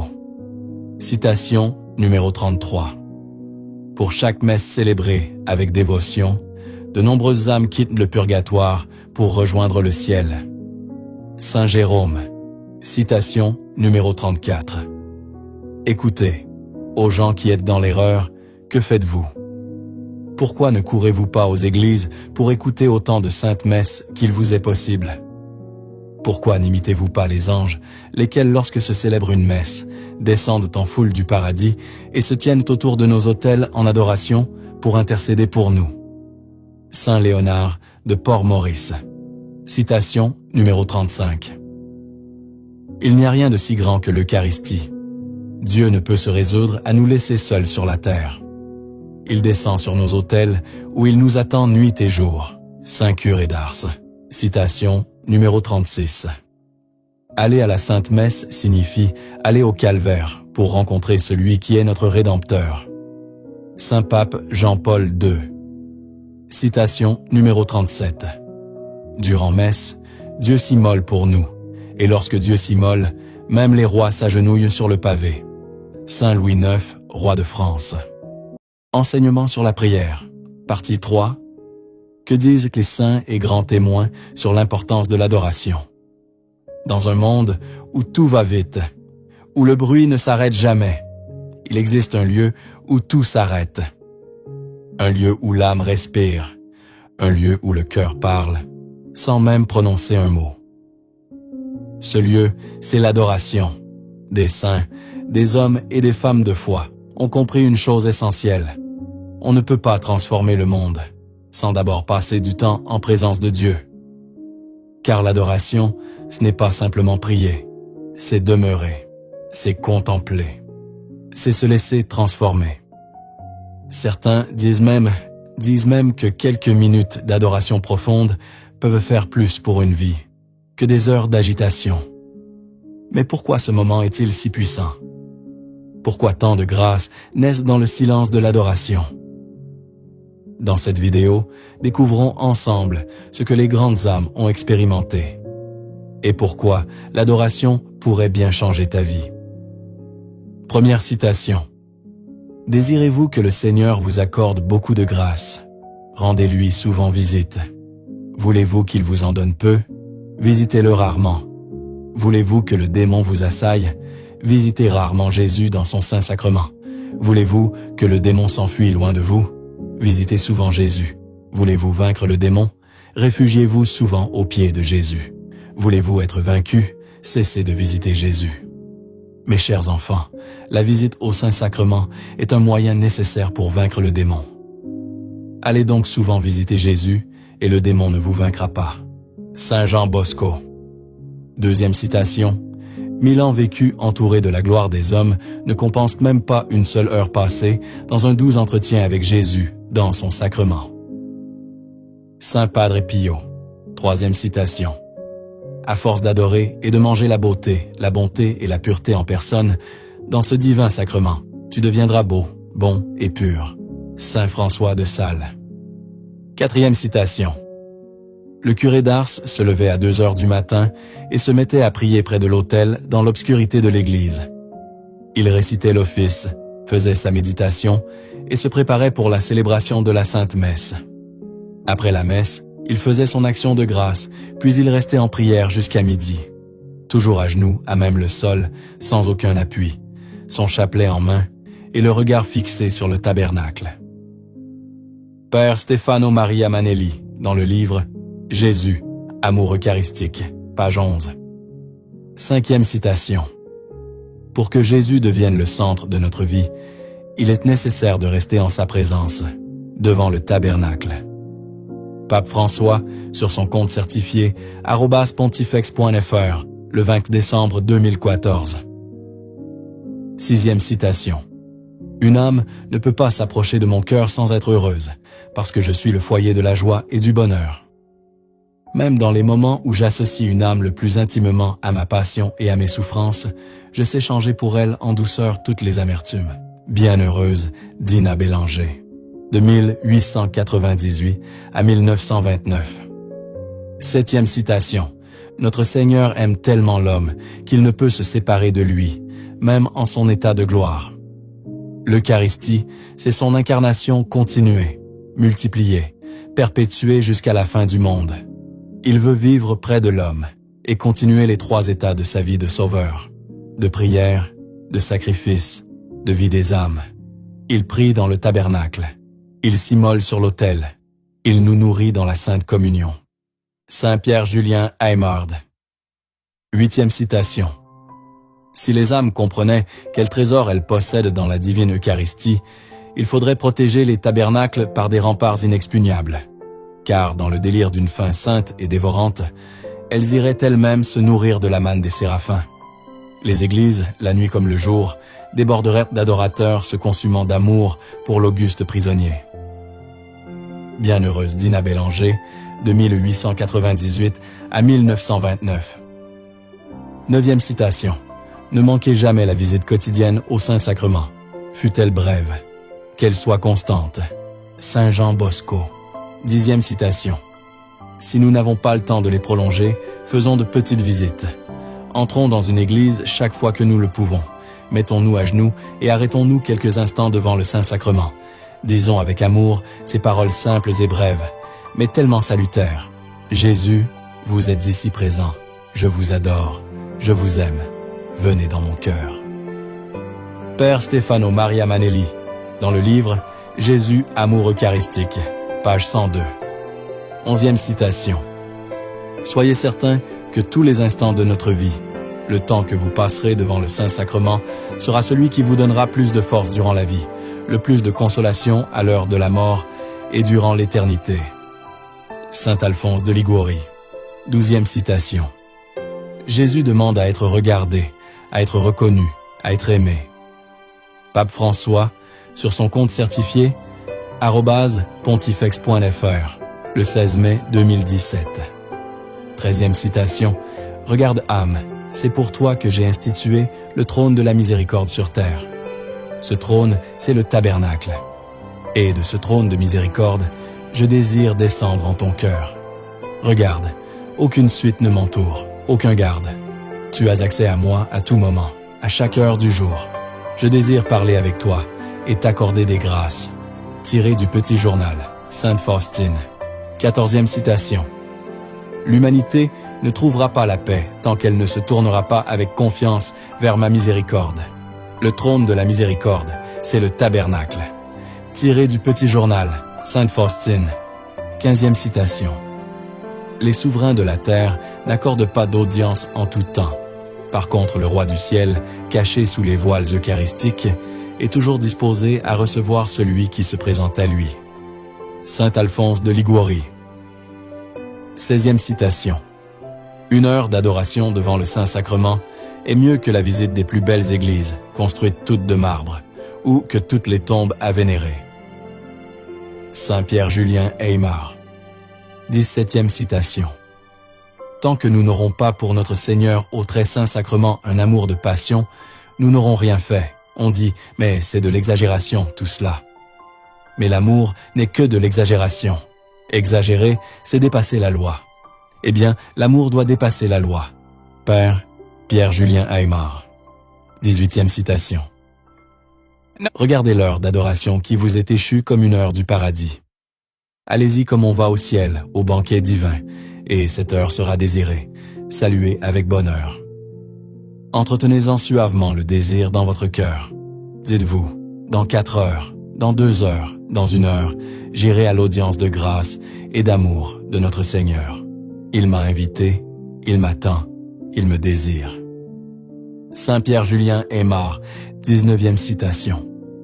Dieu, sans doute, nous exauce en quelque lieu qu'on le supplie, car il l'a promis. Demandez et vous recevrez. Mais comme l'enseigne le livre du disciple, c'est au tabernacle, et en faveur de qui le visite, que Jésus dispense ses grâces avec le plus de libéralité. Saint Alphonse de Liguori. 20e citation. La présence de Jésus dans le tabernacle doit constituer comme un pôle d'attraction pour un nombre toujours plus grand d'âmes pleines d'amour pour lui et capables de rester longuement à écouter sa voix et à entendre presque les battements de son cœur. Jean-Paul II, dans Man Nobiscum, Domine, reste avec nous, Seigneur, en 2004. 21e citation. La prière, c'est une douce amitié, une familiarité étonnante. C'est un doux entretien d'un enfant avec son père. On n'a pas besoin de tant parler pour bien prier. On sait que le bon Dieu est là dans son tabernacle. On lui ouvre son cœur. On se complaît en sa sainte présence. C'est la meilleure prière, celle-là. Saint Curé d'Ars, 22e citation. Tous les maux du monde peuvent être vaincus à travers le grand pouvoir de l'adoration eucharistique. Saint Jean-Paul II. 23e citation. Notre Seigneur est au ciel, il est aussi dans son tabernacle. Quel bonheur! Qu'est-ce que le Seigneur fait dans le tabernacle? Il nous attend. Il est là dans le sacrement de son amour, qui soupire et intercède sans cesse auprès de son Père pour les pécheurs. Saint curé d'Ars. 24e citation. Un catéchiste expliquait un jour à ses jeunes, « Si un ange du ciel vous apparaissait et vous disait « Jésus en personne est dans telle maison et vous attend », ne laisseriez-vous pas tout, divertissement, occupation, pour courir vers lui? Et ne vous estimeriez-vous pas heureux de faire un petit sacrifice pour le rejoindre? Eh bien, sachez et souvenez-vous que Jésus est dans le tabernacle. » Père Stefano Maria Manelli, dans le livre « Jésus, amour eucharistique », page 101, 25e citation.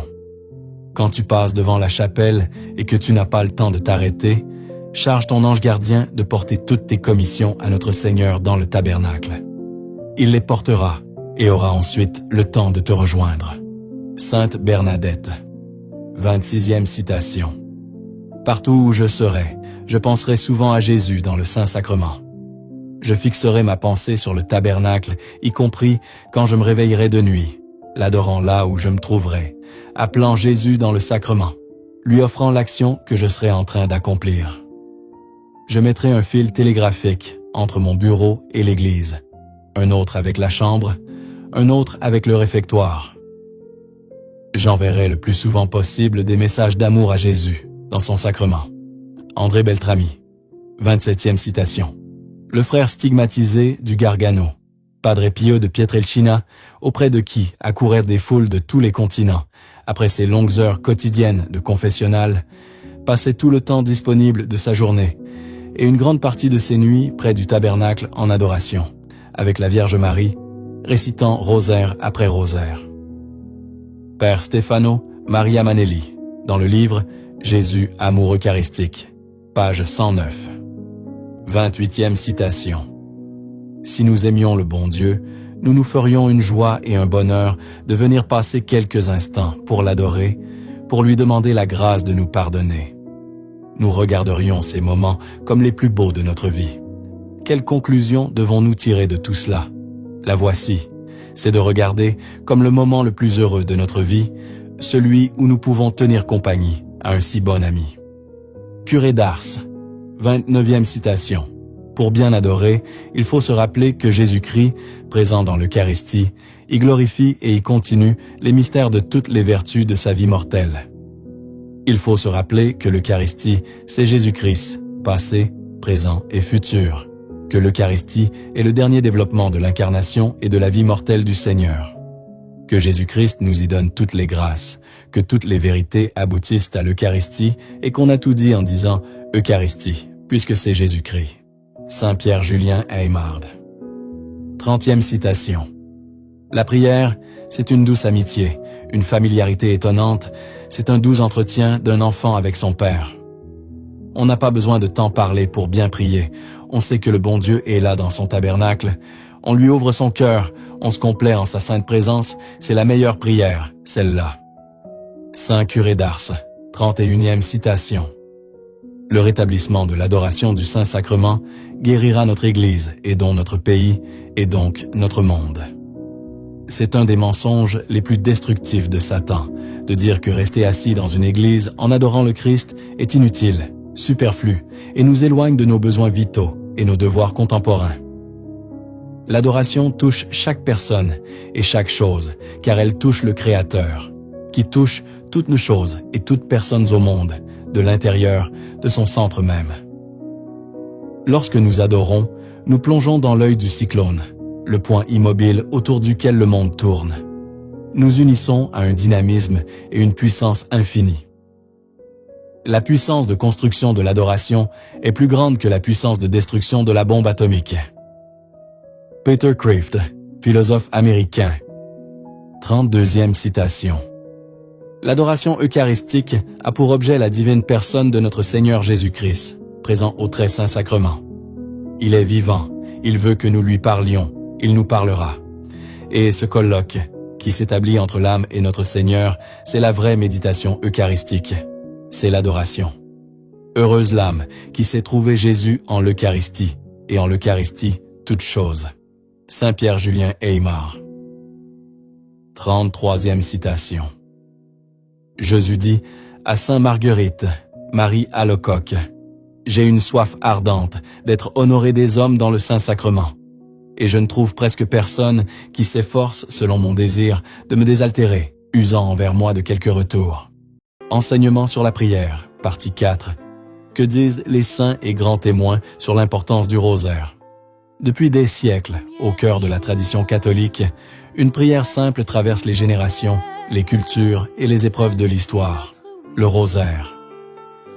Dans les moments de paix, comme dans les heures les plus sombres, des saints, des mystiques et de grands témoins de la foi ont trouvé dans cette prière une force spirituelle extraordinaire. Pour eux, le rosaire n'était pas seulement une répétition de prière, mais une véritable école de contemplation, un chemin pour entrer dans les mystères de la vie du Christ avec la Vierge Marie. Des figures comme Saint Dominique, Saint Louis-Marie Grignon de Montfort ou encore Padre Pio ont affirmé avec force que le rosaire est une arme spirituelle puissante, capable de transformer les cœurs, de soutenir les familles et de renouveler l'Église. Mais pourquoi cette prière a-t-elle marqué si profondément la vie de tant de saints? Que disent-ils réellement du rosaire? Et pourquoi l'Église continue-t-elle d'encourager les fidèles à le prier aujourd'hui?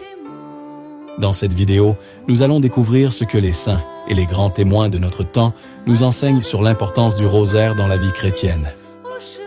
Le rosaire est l'hommage le plus agréable que l'on puisse offrir à la Mère de Dieu. L'Ave Maria vaut plus que tout l'univers.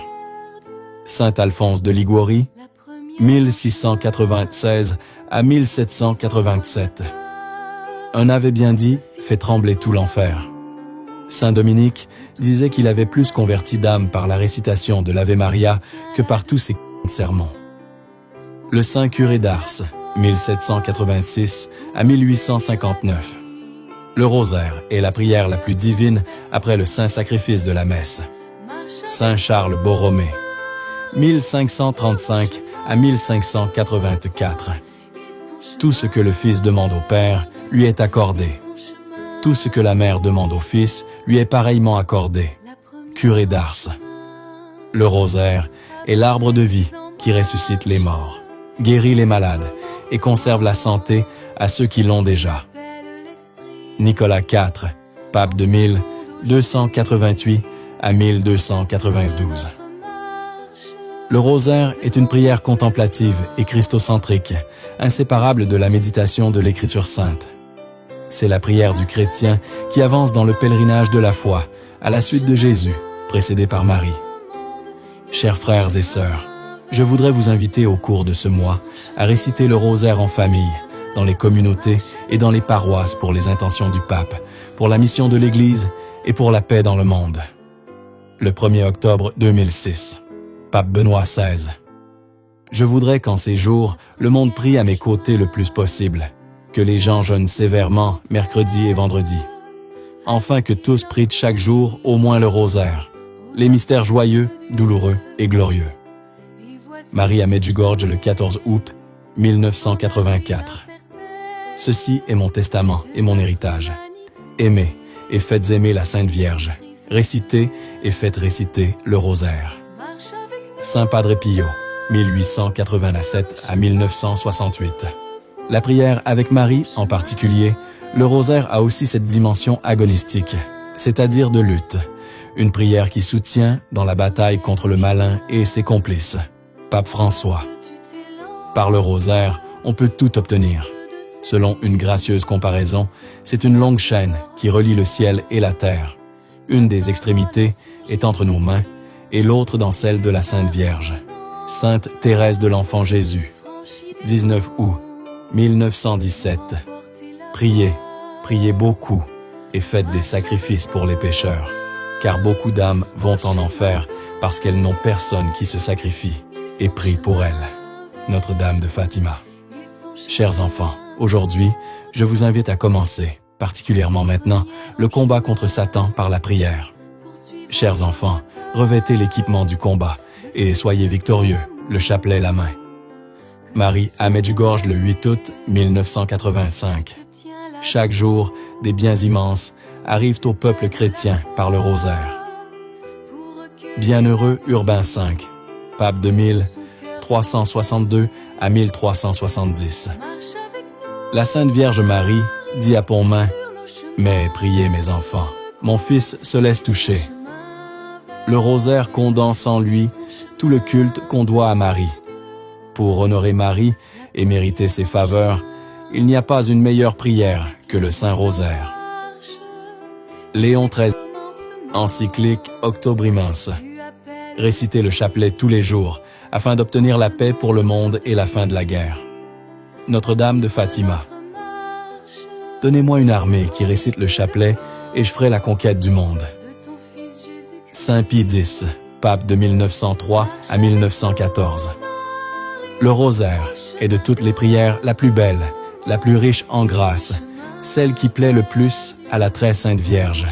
Saint Pie X, Testament. Lorsqu'on récite le rosaire, on revit des moments importants et significatifs de l'histoire du salut. On revit les différentes étapes de la mission du Christ. Avec Marie, le cœur se tourne vers le mystère de Jésus. Que Marie nous aide à accueillir en nous la grâce qui émane de ces mystères. Pape Benoît XVI. Le rosaire est une prière incomparable et d'une efficacité souveraine. Il y a sans doute plusieurs moyens d'obtenir l'assistance de Marie. Cependant, nous estimons que l'institution du rosaire est le meilleur et le plus fécond. Léon XIII. Encyclique Adjutissem Populi, 1895. Promesse numéro 11 de la Vierge Marie à Alain de la Roche sur le rosaire. Ce que vous demanderez par mon rosaire, vous l'obtiendrez. Saint Louis-Marie Grignon de Montfort nous enseigne quels sont tous les 8 bienfaits que l'on peut retirer de la prière régulière du rosaire. Premièrement, nous élève insensiblement à la connaissance parfaite de Jésus-Christ. Deuxièmement, purifie nos âmes du péché.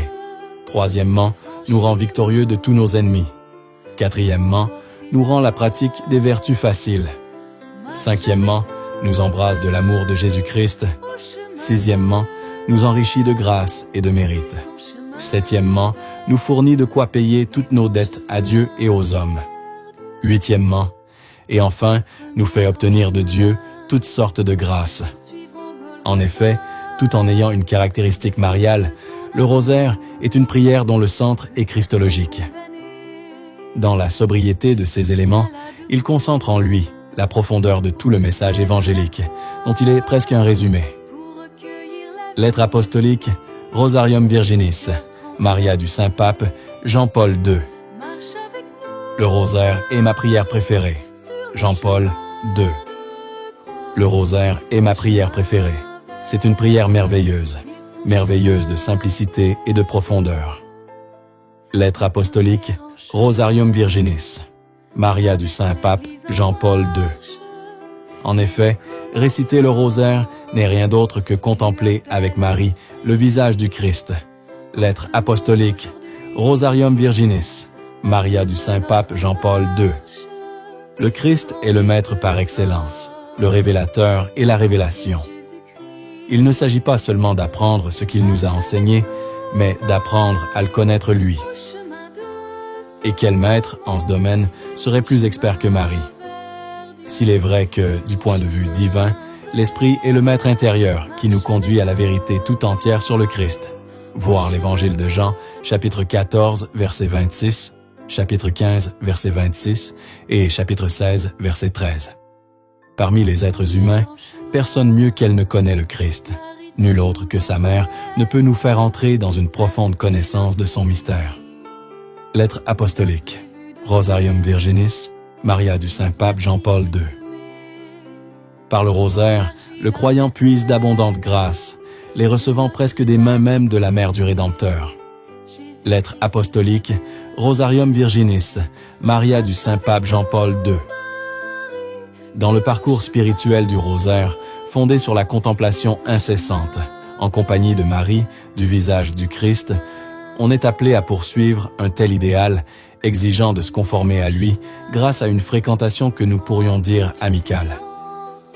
Elle nous fait entrer de manière naturelle dans la vie du Christ et pour ainsi dire, respirer ses sentiments. Lettre apostolique, Rosarium Virginis, Maria du Saint-Pape, Jean-Paul II. Le bienheureux Bartolo Longo dit à ce propos: « De même que deux amis qui se retrouvent souvent ensemble finissent par se ressembler même dans la manière de vivre, de même, nous aussi, en parlant familièrement avec Jésus et avec la Vierge, par la méditation des mystères du rosaire, et en formant ensemble une même vie par la communion, nous pouvons devenir, autant que notre bassesse le permet, semblables à eux, et apprendre par leurs exemples sublimes à vivre de manière humble, pauvre, cachée, patiente et parfaite. » Lettre apostolique, Rosarium Virginis, Maria du Saint-Pape Jean-Paul II. Le rosaire est à la fois méditation et supplication. Dans le rosaire, tandis que nous la supplions, Marie, sanctuaire de l'Esprit Saint, voir l'Évangile de Luc, chapitre 1, verset 35, se tient pour nous devant le Père, qui l'a comblé de grâce, et devant le Fils, qu'elle a mis au monde, priant avec nous et pour nous. Lettre apostolique, Rosarium Virginis, Maria du Saint-Pape, Jean-Paul II. Le rosaire conserve toute sa force et reste un moyen indispensable dans le bagage pastoral de tout bon évangélisateur. Lettre apostolique, Rosarium Virginis, Maria du Saint-Pape Jean-Paul II. Cheminer avec Marie à travers les scènes du rosaire, c'est comme se mettre à l'école de Marie pour lire le Christ, pour en pénétrer les secrets, pour en comprendre le message. L'école de Marie est une école tout particulièrement efficace si l'on considère que Marie l'accomplit en nous obtenant l'abondance des dons de l'Esprit Saint, en nous offrant aussi l'exemple du pèlerinage dans la foi, dont elle est un maître incomparable. Lettre apostolique, Rosarium Virginis, Maria du Saint-Pape Jean-Paul II. Le rosaire est l'un des parcours traditionnels de la prière chrétienne qui s'attache à la contemplation du visage du Christ. Le pape Paul VI le décrivait ainsi: prière évangélique, centrée sur le mystère de l'incarnation rédemptrice, le rosaire a donc une orientation nettement christologique. En effet, son élément le plus caractéristique, la répétition litanique de l'Ave Maria, devient lui aussi une louange incessante du Christ, objet ultime de l'annonce de l'ange et de la salutation de la mère du Baptiste. Le fruit de tes entrailles y est béni. Évangile de Luc, chapitre 1, verset 42. Nous dirons même plus. La répétition de l'Ave Maria constitue la trame sur laquelle se développe la contemplation des mystères. Le Jésus de chaque Ave Maria est celui même que la succession des mystères nous propose tour à tour, Fils de Dieu et de la Vierge. Lettre apostolique, Rosarium Virginis, Maria du Saint-Pape Jean-Paul II. Enseignement sur la prière. Partie 5. Que disent les saints et grands témoins sur l'importance de la prière en langue? Aujourd'hui, nous allons aborder un sujet profond et parfois mal compris, la prière en langue. Depuis les premiers temps de l'Église, cette forme de prière a été vécue comme un don spirituel puissant, permettant à l'âme de s'exprimer au-delà des mots humains. Déjà dans les écrits de saint Paul, il était question de cette prière qui édifie intérieurement et rapproche de Dieu d'une manière mystérieuse mais réelle. Au fil des siècles, de nombreux saints et témoins de la foi ont parlé de cette grâce, certains la vivant intensément, d'autres l'expliquant avec sagesse, mais tous reconnaissant son importance dans la vie spirituelle.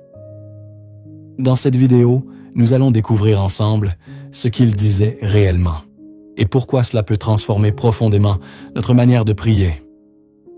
Citation numéro 1.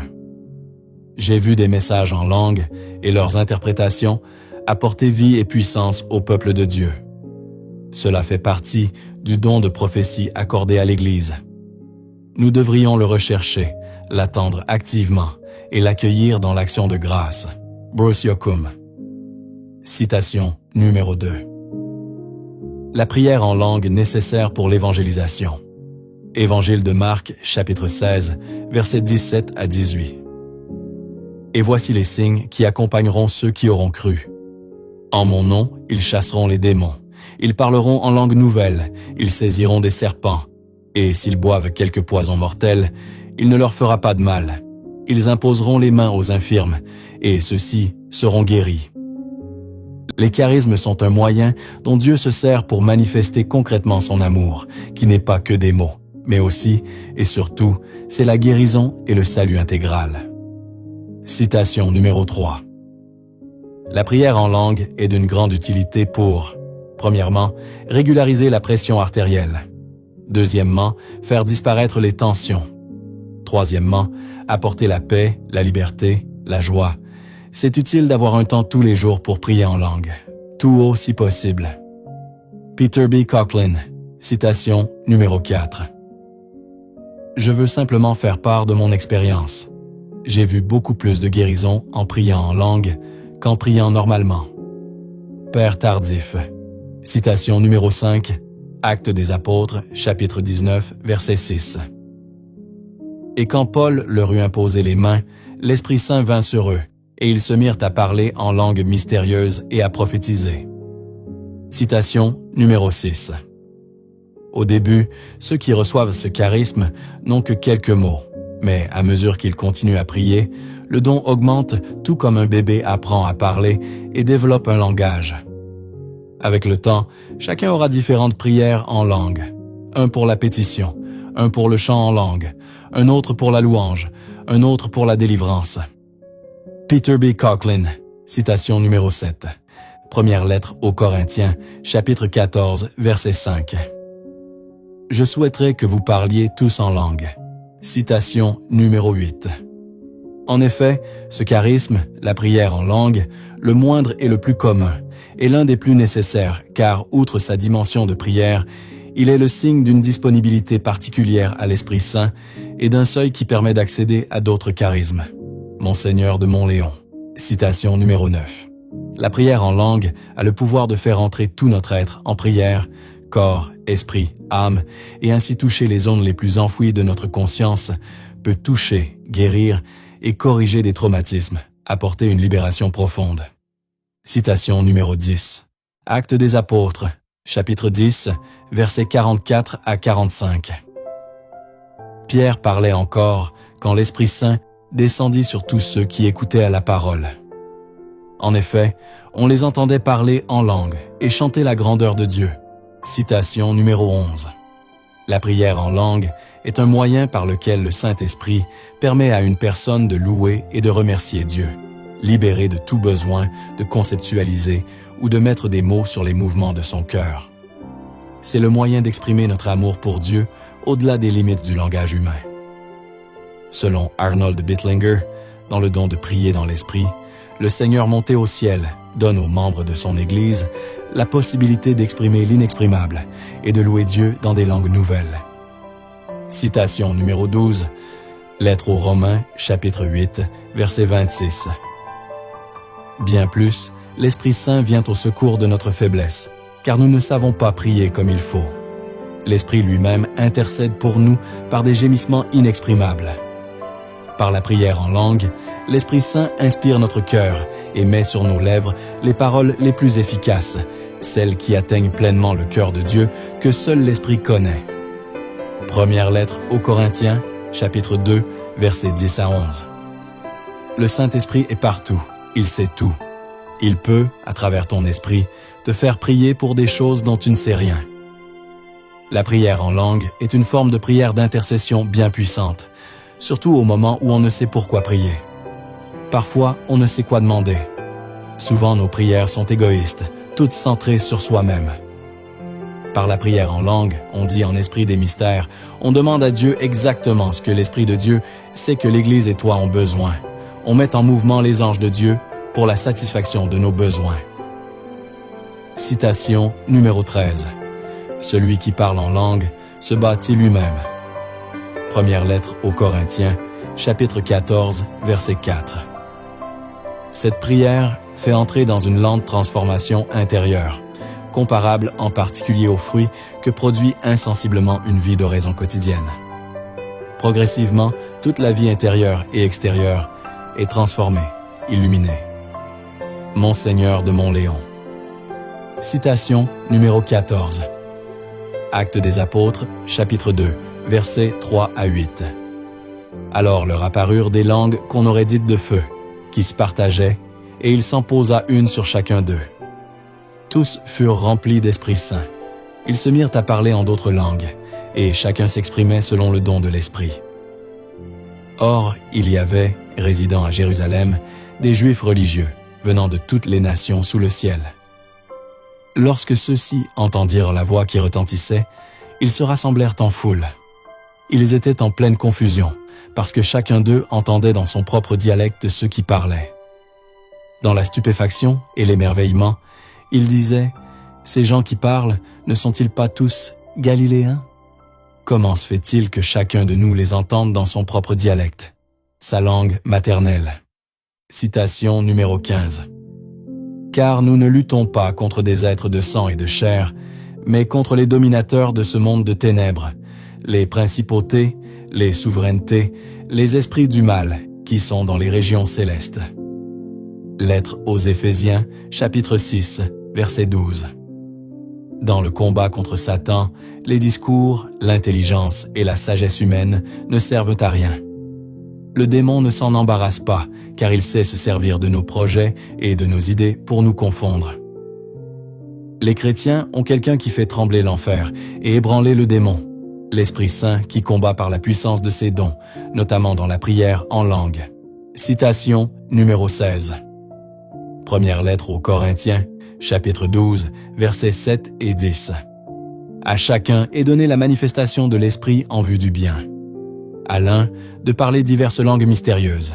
À l'autre, de les interpréter. Citation numéro 17. Évangile de Marc, chapitre 16, versets 17 à 18. Voici les signes qui accompagneront ceux qui deviendront croyants. En mon nom, ils expulseront les démons. Ils parleront en langue nouvelle. Ils imposeront les mains aux malades. Et les malades seront guéris. Citation numéro 18. Actes des Apôtres, chapitre 2, verset 6. Lorsque ceux-ci entendirent la voix qui retentissait, ils se rassemblèrent en foule. Ils étaient en pleine confusion parce que chacun d'eux entendait dans son propre dialecte ceux qui parlaient. Citation numéro 19. Actes des Apôtres, chapitre 2, verset 3. Alors leur apparurent des langues qu'on aurait dites de feu, qui se partageaient, et il s'en posa une sur chacun d'eux. Citation numéro 20. Première lettre aux Corinthiens, chapitre 14, versets 2 à 4. En effet, celui qui parle en langue ne parle pas pour les hommes, mais pour Dieu. Personne ne comprend, car c'est en esprit qu'il dit des mystères. Celui qui prophétise, au contraire, parle aux hommes, les édifie, les exhorte, les console. Celui qui parle en langue ne construit que lui-même. Par la prière en langue, on dit en esprit des mystères. On demande à Dieu exactement ce que l'Esprit de Dieu sait, que l'Église et toi ont besoin. On met en mouvement les anges de Dieu pour la satisfaction de nos besoins.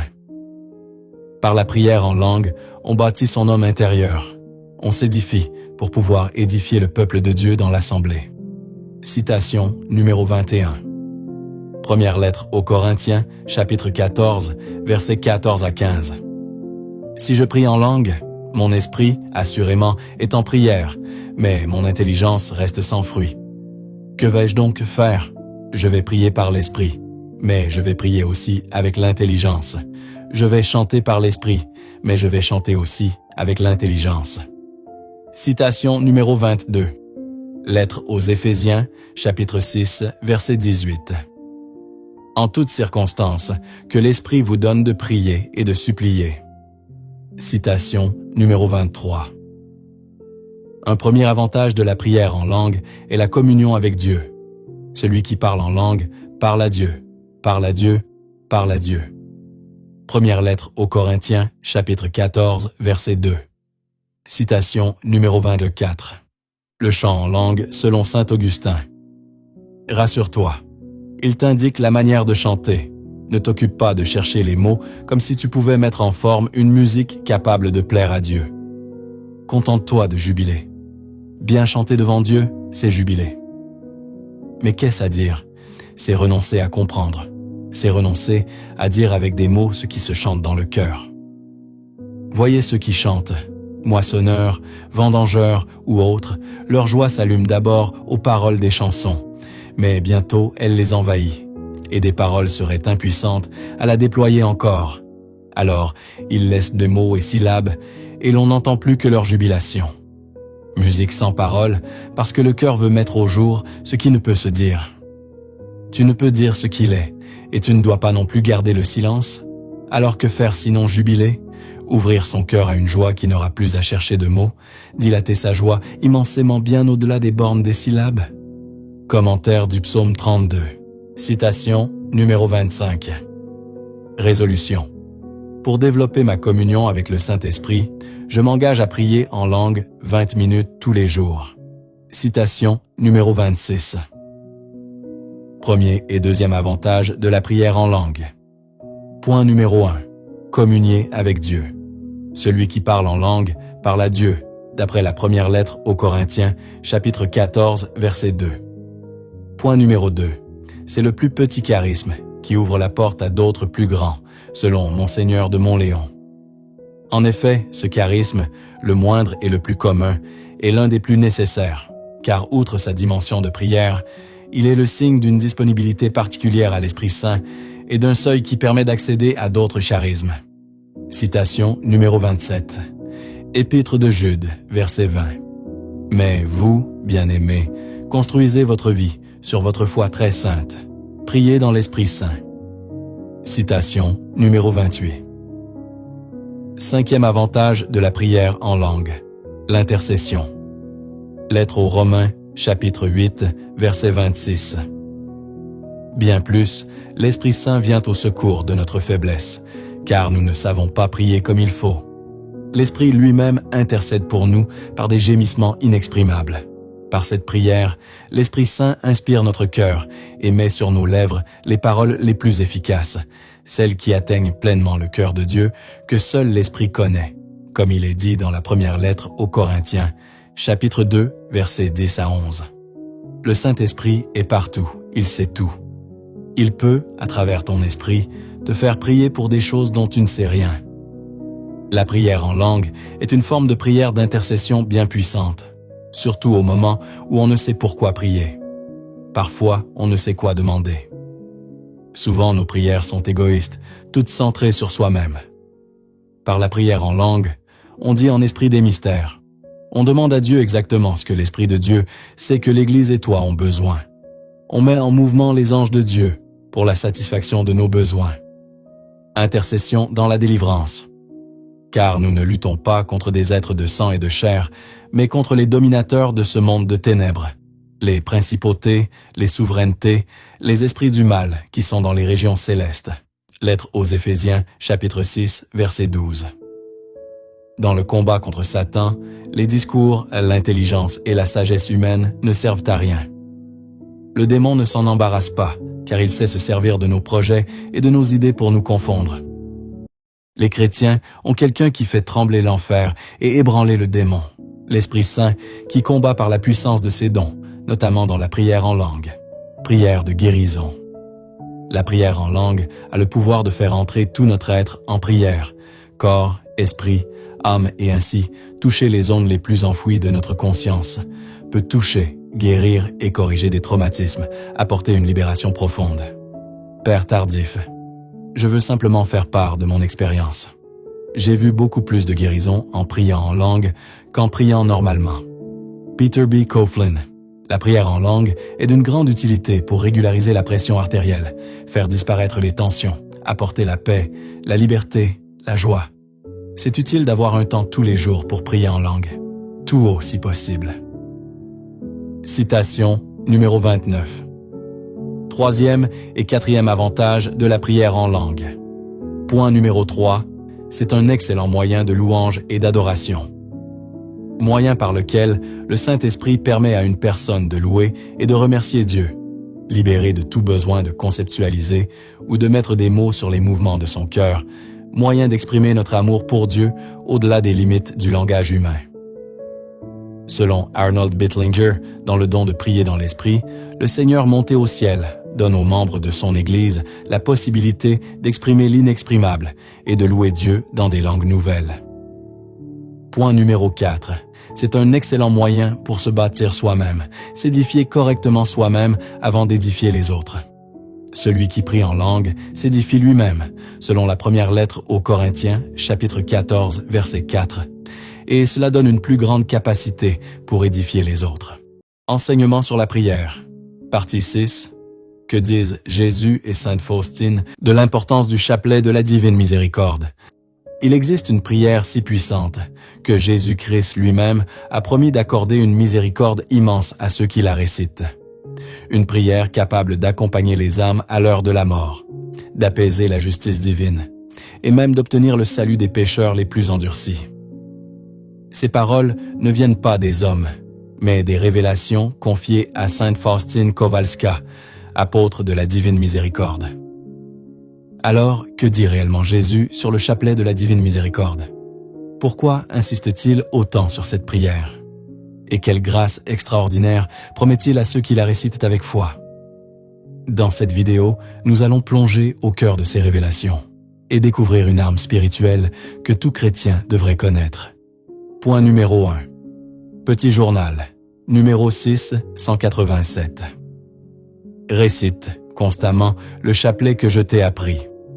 Quiconque le dira obtiendra une grande miséricorde à l'heure de sa mort. Les prêtres le donneront aux pécheurs comme leur dernière planche de salut. Même le pécheur le plus endurci, s'il dit ce chapelet une seule fois, recevra la grâce de mon infinie miséricorde. Je désire que le monde entier connaisse ma miséricorde. Je désire accorder des grâces inconcevables aux âmes qui ont confiance en ma miséricorde. Point numéro 2. Petit journal, numéro 754. Les âmes qui réciteront ce chapelet seront enveloppées par ma miséricorde pendant leur vie et surtout à l'heure de la mort. Point numéro 3. Petit journal, numéro 476. Le lendemain, en entrant dans la chapelle, j'ai entendu intérieurement ces paroles. Chaque fois que tu entres à la chapelle, récite tout de suite la prière que je t'ai apprise hier. Lorsque j'ai récité cette prière, j'entendis « Cette prière doit apaiser ma colère ». Tu vas la réciter pendant 9 jours sur un chapelet de la manière suivante. Père éternel, je vous offre le corps, le sang, l'âme et la divinité de votre Fils bien-aimé, notre Seigneur Jésus-Christ, pour implorer de vous le pardon de nos péchés et de ceux du monde entier. Sur les grains de l'Ave Maria, tu diras, par sa douloureuse passion, « Ayez pitié de nous et du monde entier ». À la fin, tu réciteras 3 fois ces paroles. « Dieu saint, Dieu fort, Saint immortel, ayez pitié de nous et du monde entier. » Point numéro 4. Petit journal, numéro 811. À l'heure de la mort, je défendrai comme ma propre gloire chaque âme qui récitera ce chapelet elle-même. Ou bien si d'autres le récitent près d'un agonisant. L'indulgence est la même. Quand on récite ce chapelet auprès d'un agonisant, la colère divine s'apaise. Une insondable miséricorde s'empare de son âme, et les entrailles de ma miséricorde sont émues par la douloureuse passion de mon Fils. Point numéro 5. Petit journal, numéro 848.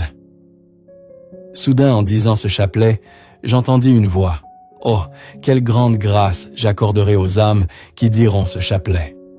Les profondeurs de ma miséricorde sont émues pour ceux qui disent ce chapelet. Inscris ces mots, ma fille.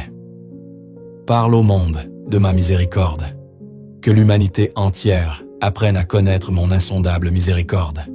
C'est un signe pour les derniers temps. Après viendra le jour de la justice, tant qu'il en est temps que les hommes aient recours à la source de ma miséricorde, qu'ils profitent du sang et de l'eau qui ont jailli pour eux. Ô âmes humaines, où chercherez-vous refuge au jour de la colère de Dieu? Fuyez maintenant vers les sources de la miséricorde divine. Oh, quel grand nombre d'âmes je vois. Elles ont adoré la miséricorde divine et elles vont chanter l'hymne de gloire dans l'éternité. Point numéro 6. Petit journal, numéro 1541. Ma fille incite les âmes à dire ce chapelet que je t'ai donné. Il me plaît de leur accorder tout ce qu'elles me demanderont en disant ce chapelet. Lorsque les pécheurs endurcis le réciteront, j'emplirai leur âme de paix et l'heure de leur mort sera heureuse.